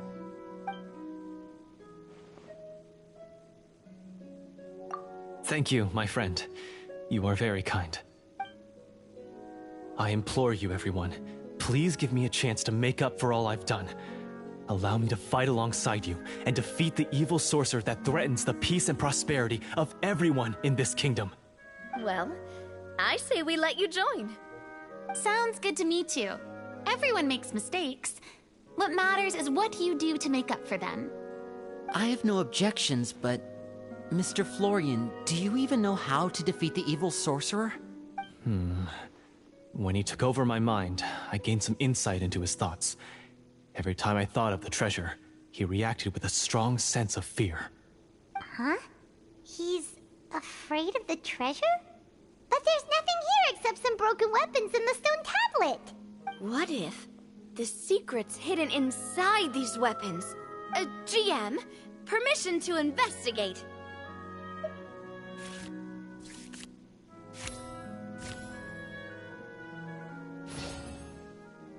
At first glance, the weapons appear absolutely ordinary.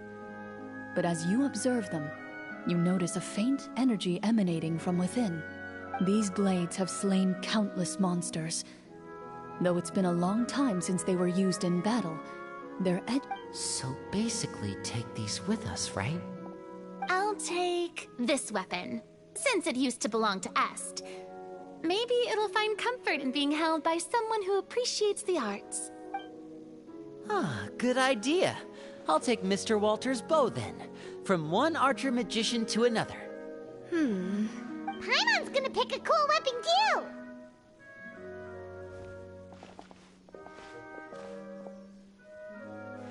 As you grip your weapons, you can almost feel the will of past hunters coursing through your being.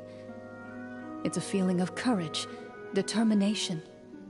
A silent vow passed down from generation to generation that says, eradicate the monsters.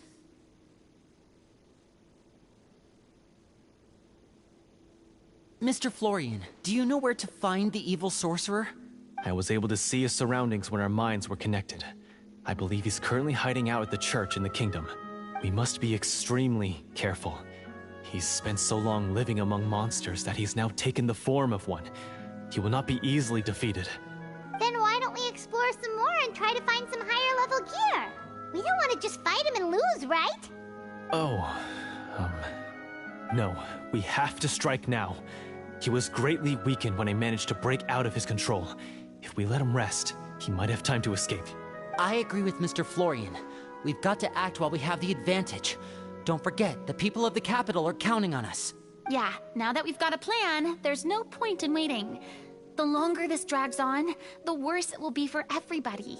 Yes, that's what's called... Yes, that's exactly right.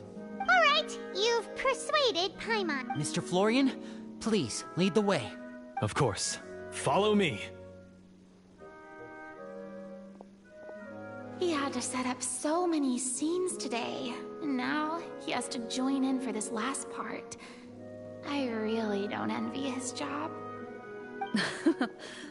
Finally, you decide to slay the evil sorcerer and bring peace back to the kingdom once. As you walk away, you feel the gaze of the stone tablet at your back, as if...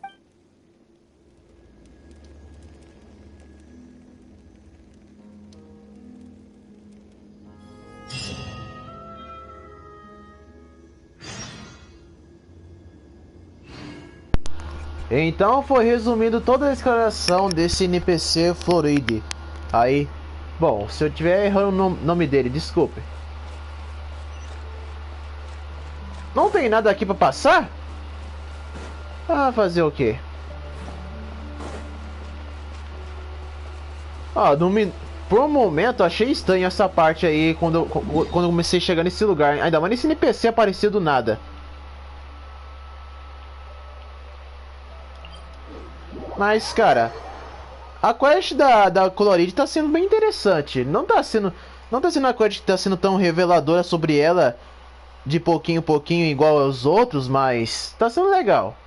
Pelo menos tá focando bem mais na Coloride e o que ela tá tentando fazer. Coisa que a quest da Nilo, principalmente do Kamisato Hayato, não foram, porque foi bem decepcionante a quest desses dois personagens. Ficou mais focando em os NPCs do que no próprio personagem em si. Mas essa da Coloride, ele pega o mesmo esquema, mas só que ele foca muito na personagem, que é uma coisa boa. Finally, you arrive at the church Florian described. As you approach, an ominous aura surrounds you. You get the sense that your enemy is close at hand. How strange. This uneasy feeling seems so real. Now, it is time for the final battle. Let's go.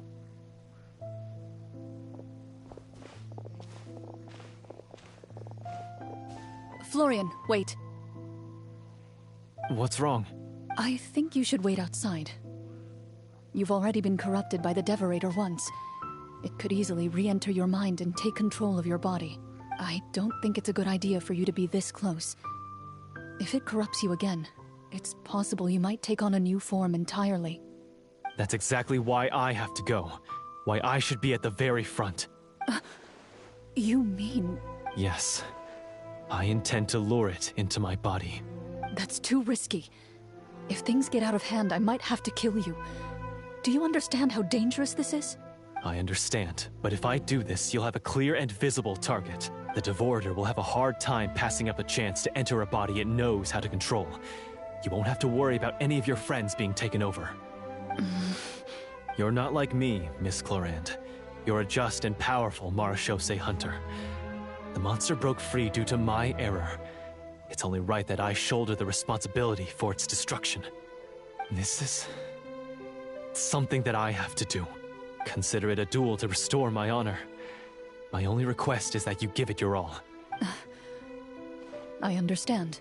Then, as a champion duelist, I hereby accept your request for a duel, and extend to you my most sincere regards. Thank you. The battle is now upon us.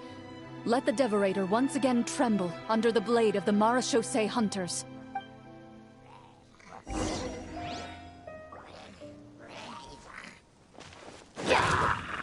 Go! One with nature.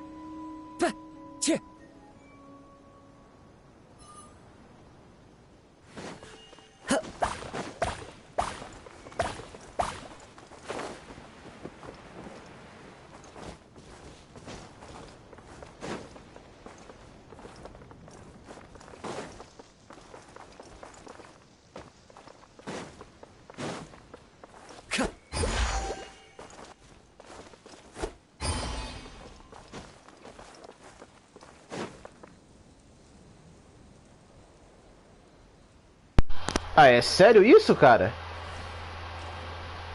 Vou precisar de um personagem arqueiro, então.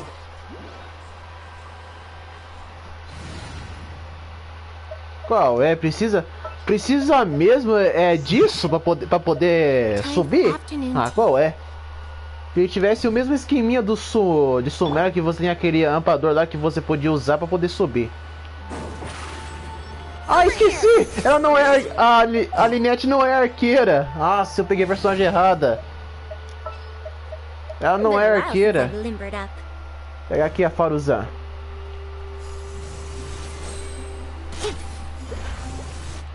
Agora sim.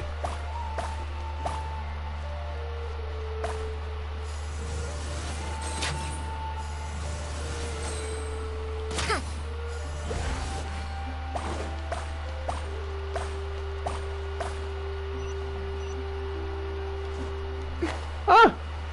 Era só um puzzle pra pegar o baú? Ah! Perdendo tempo aqui à toa.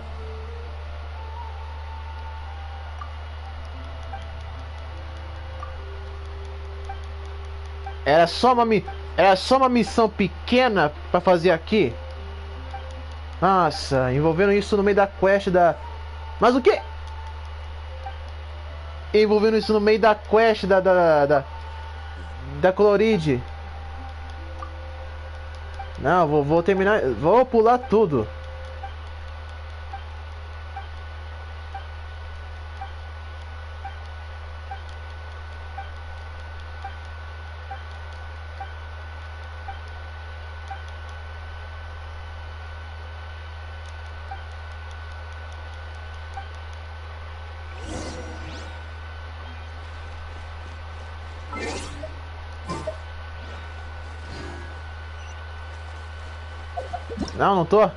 Não tô afim. Desculpa, gente, se eu comecei a ir na outra missão. Desculpa. Não, sair dessa missão aí, eu não quero fazer. Não tô muito interessado nas missões secundárias. Elas não chamam muito a minha atenção. A não ser que aquela missão secundária seja uma nova exploração que é importante.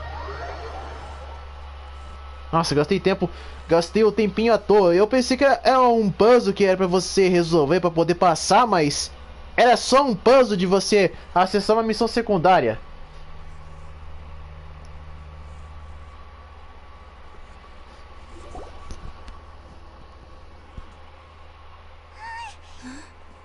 Agora sim.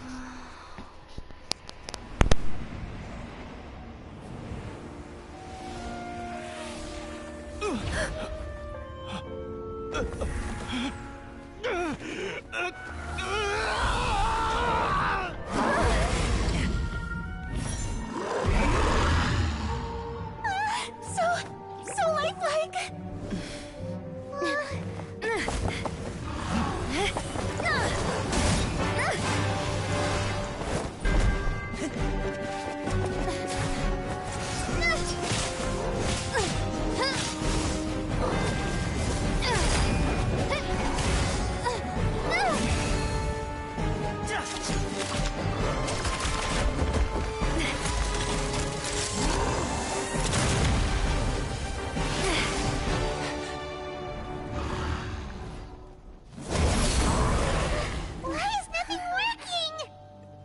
This foe is not invincible.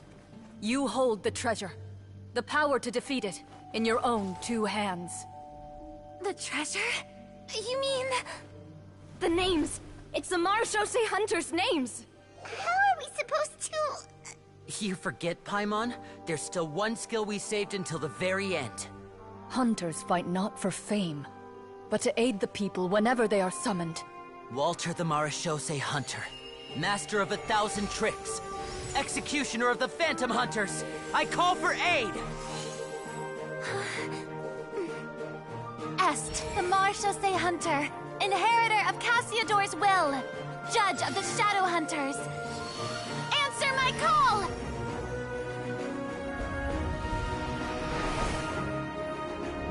Petronia, protector of justice and order.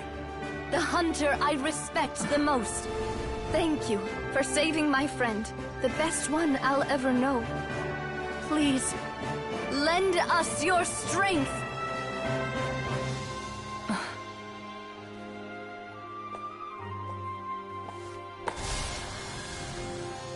We have come to answer your summons.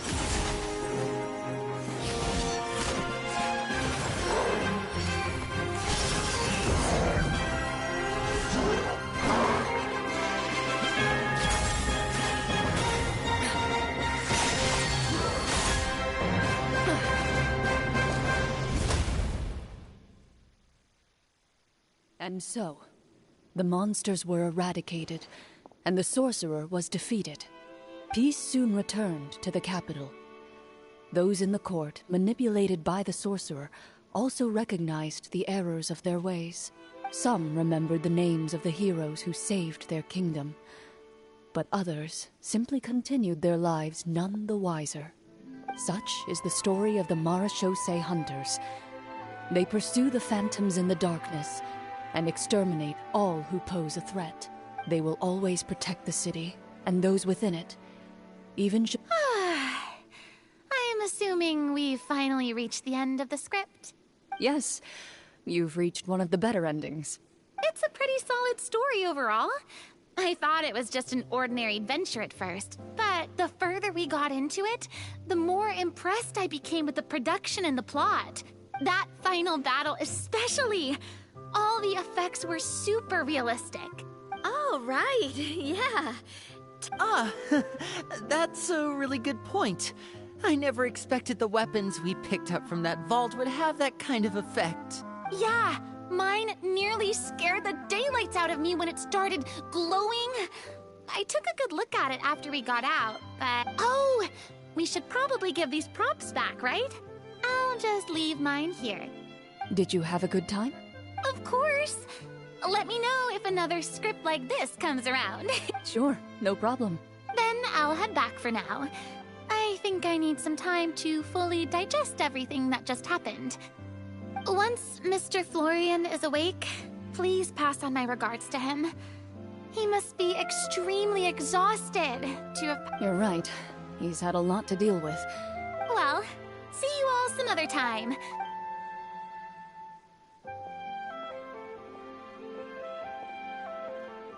Okay, so, can I ask now? I think it should be fine, yeah. What in the world was going on back there? So you saw through all of that? That time in the cave when you told us to close our eyes, it'd be weirder if we didn't notice anything. I was dying of curiosity the entire time. I mean, you did a pretty bang-up job of pretending nothing had gone wrong. Guess none of us wanted to be the one to break the illusion. What are you all talking about?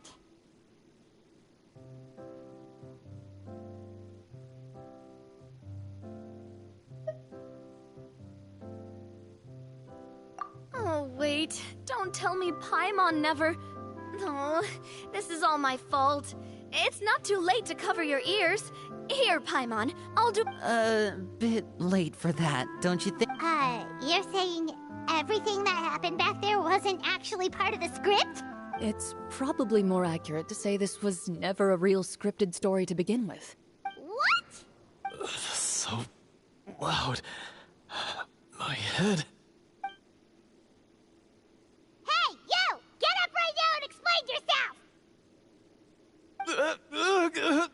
shaking, please! Oh, my head. Did Paimon just hear that right? You guys made up that whole last part on the spot? It's not nice to lie to people, but Paimon's got to admit that was a really good story, Florian. Oh, and nice improvisation, Florian! Yeah, it was like watching a magician improvise a spectacular magic trick after forgetting an important prop. If Paimon knew something was wrong with that vault, she would have floated straight in the opposite direction. Everything was under control. As if you've ever described a situation as being out of control. I'm pretty sure any situation you consider to be easy to handle would... Guess I'm just used to it. You must run into a lot of unexpected situations then. That explains why you're so good at coming up with things on the spot. As for you, Florian... I know there's no excuse for what I did. I'll turn myself into the guards at once, confess my crimes.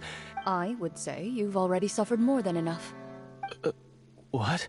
You may have been blinded by fame and fortune in the beginning, but your actions during the final battle have proven you to be a true Marechaussee hunter.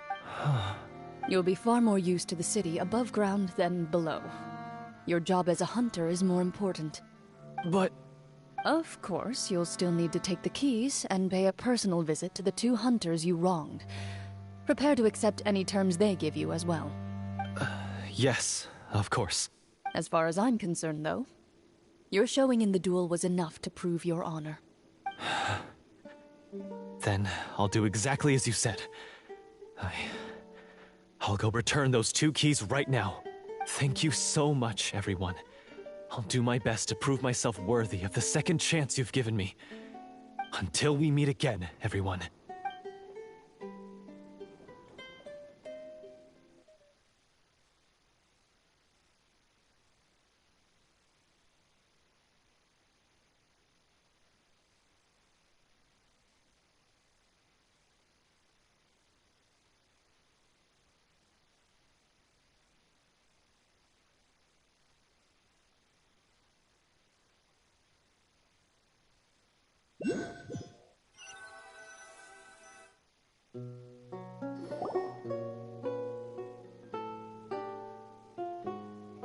Speaking of Marechaussee hunters, what should we do about the treasure in that cave?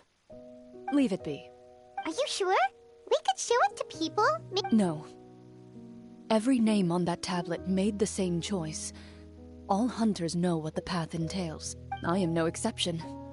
My identity as a Marechaussee hunter is not something I need people to remember. I wish only to be recognized as a champion duelist.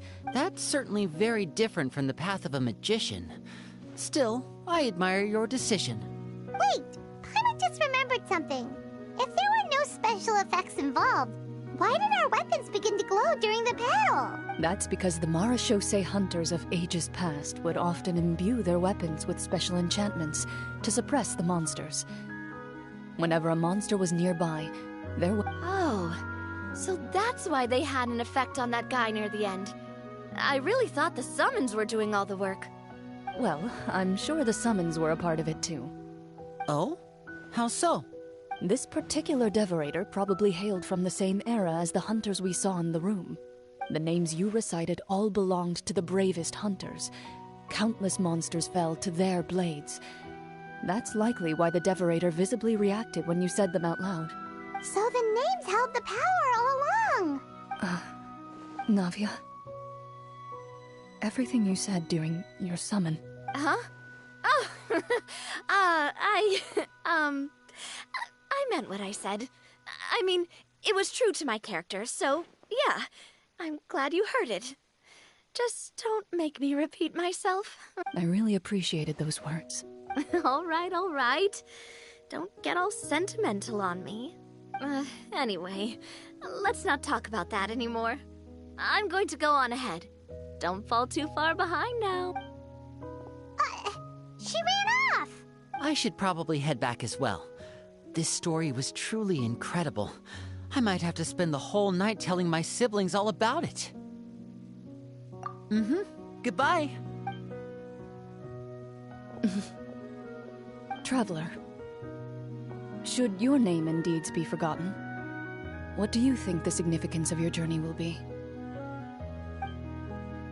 I suppose the significance would be the journey itself and the world we helped create.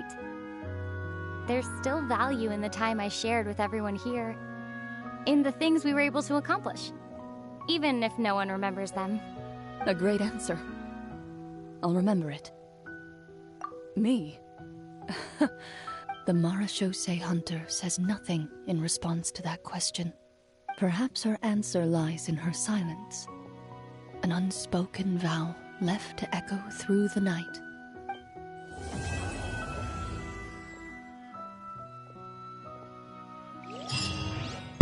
E terminamos a quest lendária da Clorid. Cara, sinceramente, eu adorei essa quest da personagem. Claro que envolveu muita enrolação ao longo do pouquinho desse negócio de roteiro que fizeram, mas foi muito legal. Eu gostei bastante, adorei a quest lendária dela. Tipo, eu sei que não mostrou muito sobre o que ela fez mais, sobre o passado, mais sobre ela, mas essa parte da história que ainda assim envolve a Clorid, porque ela também faz parte dos caçadores. Então faz sentido ela ter essa parte envolvida na quest. Foi bem legal mesmo. Dela contando um pouquinho mais sobre a sua mestra, do que ela fez quando era criança. Nossa, dá pra ver que os pais biológicos da Clorid abandonaram ela, que é bem triste pra uma personagem. Você vê que quase nenhum dos personagens do Genshin tem parentes que é o personagem jogável. As únicas personagens de todos do Genshin que tem parentes que são jogáveis no jogo é apenas a Jean e a Bárbara. Todo mundo tá na cara que essas duas são irmãs. Tá na cara. É só a Bárbara e a Jean que não quiseram falar muito sobre isso quando teve aquele evento da praia das duas, que foi bem triste, pra falar a verdade. Não sei porque a Bárbara evita ao máximo de não falar que a Jean e dizer com clareza que a Jean é sua irmã mais velha. É isso. A Bárbara e a Jean são as únicas parentes jogáveis do Genshin Impact, enquanto que o resto dos personagens não mostrou quase nada que são seus pais, quem são seus parentes, primos, irmãos e por aí vai. Eu tomara que um dia a Royoverse faça isso com os personagens, de ter algum parente que a gente possa jogar com eles e que não seja apenas que os parentes dos personagens do Genshin não sejam apenas tudo NPC. Se fosse assim, ia ser sem graça a história deles de ter parentes. Assim como no caso o pai do Diluc, que nem foi mostrado quem é o pai dele. Bom galera, essa foi a live. Espero que vocês tenham gostado. E se inscreve no canal, ative o sininho para ver os próximos vídeos. E deixe seu like e fica por dentro do crescimento dos jogos. E bora galera, fui!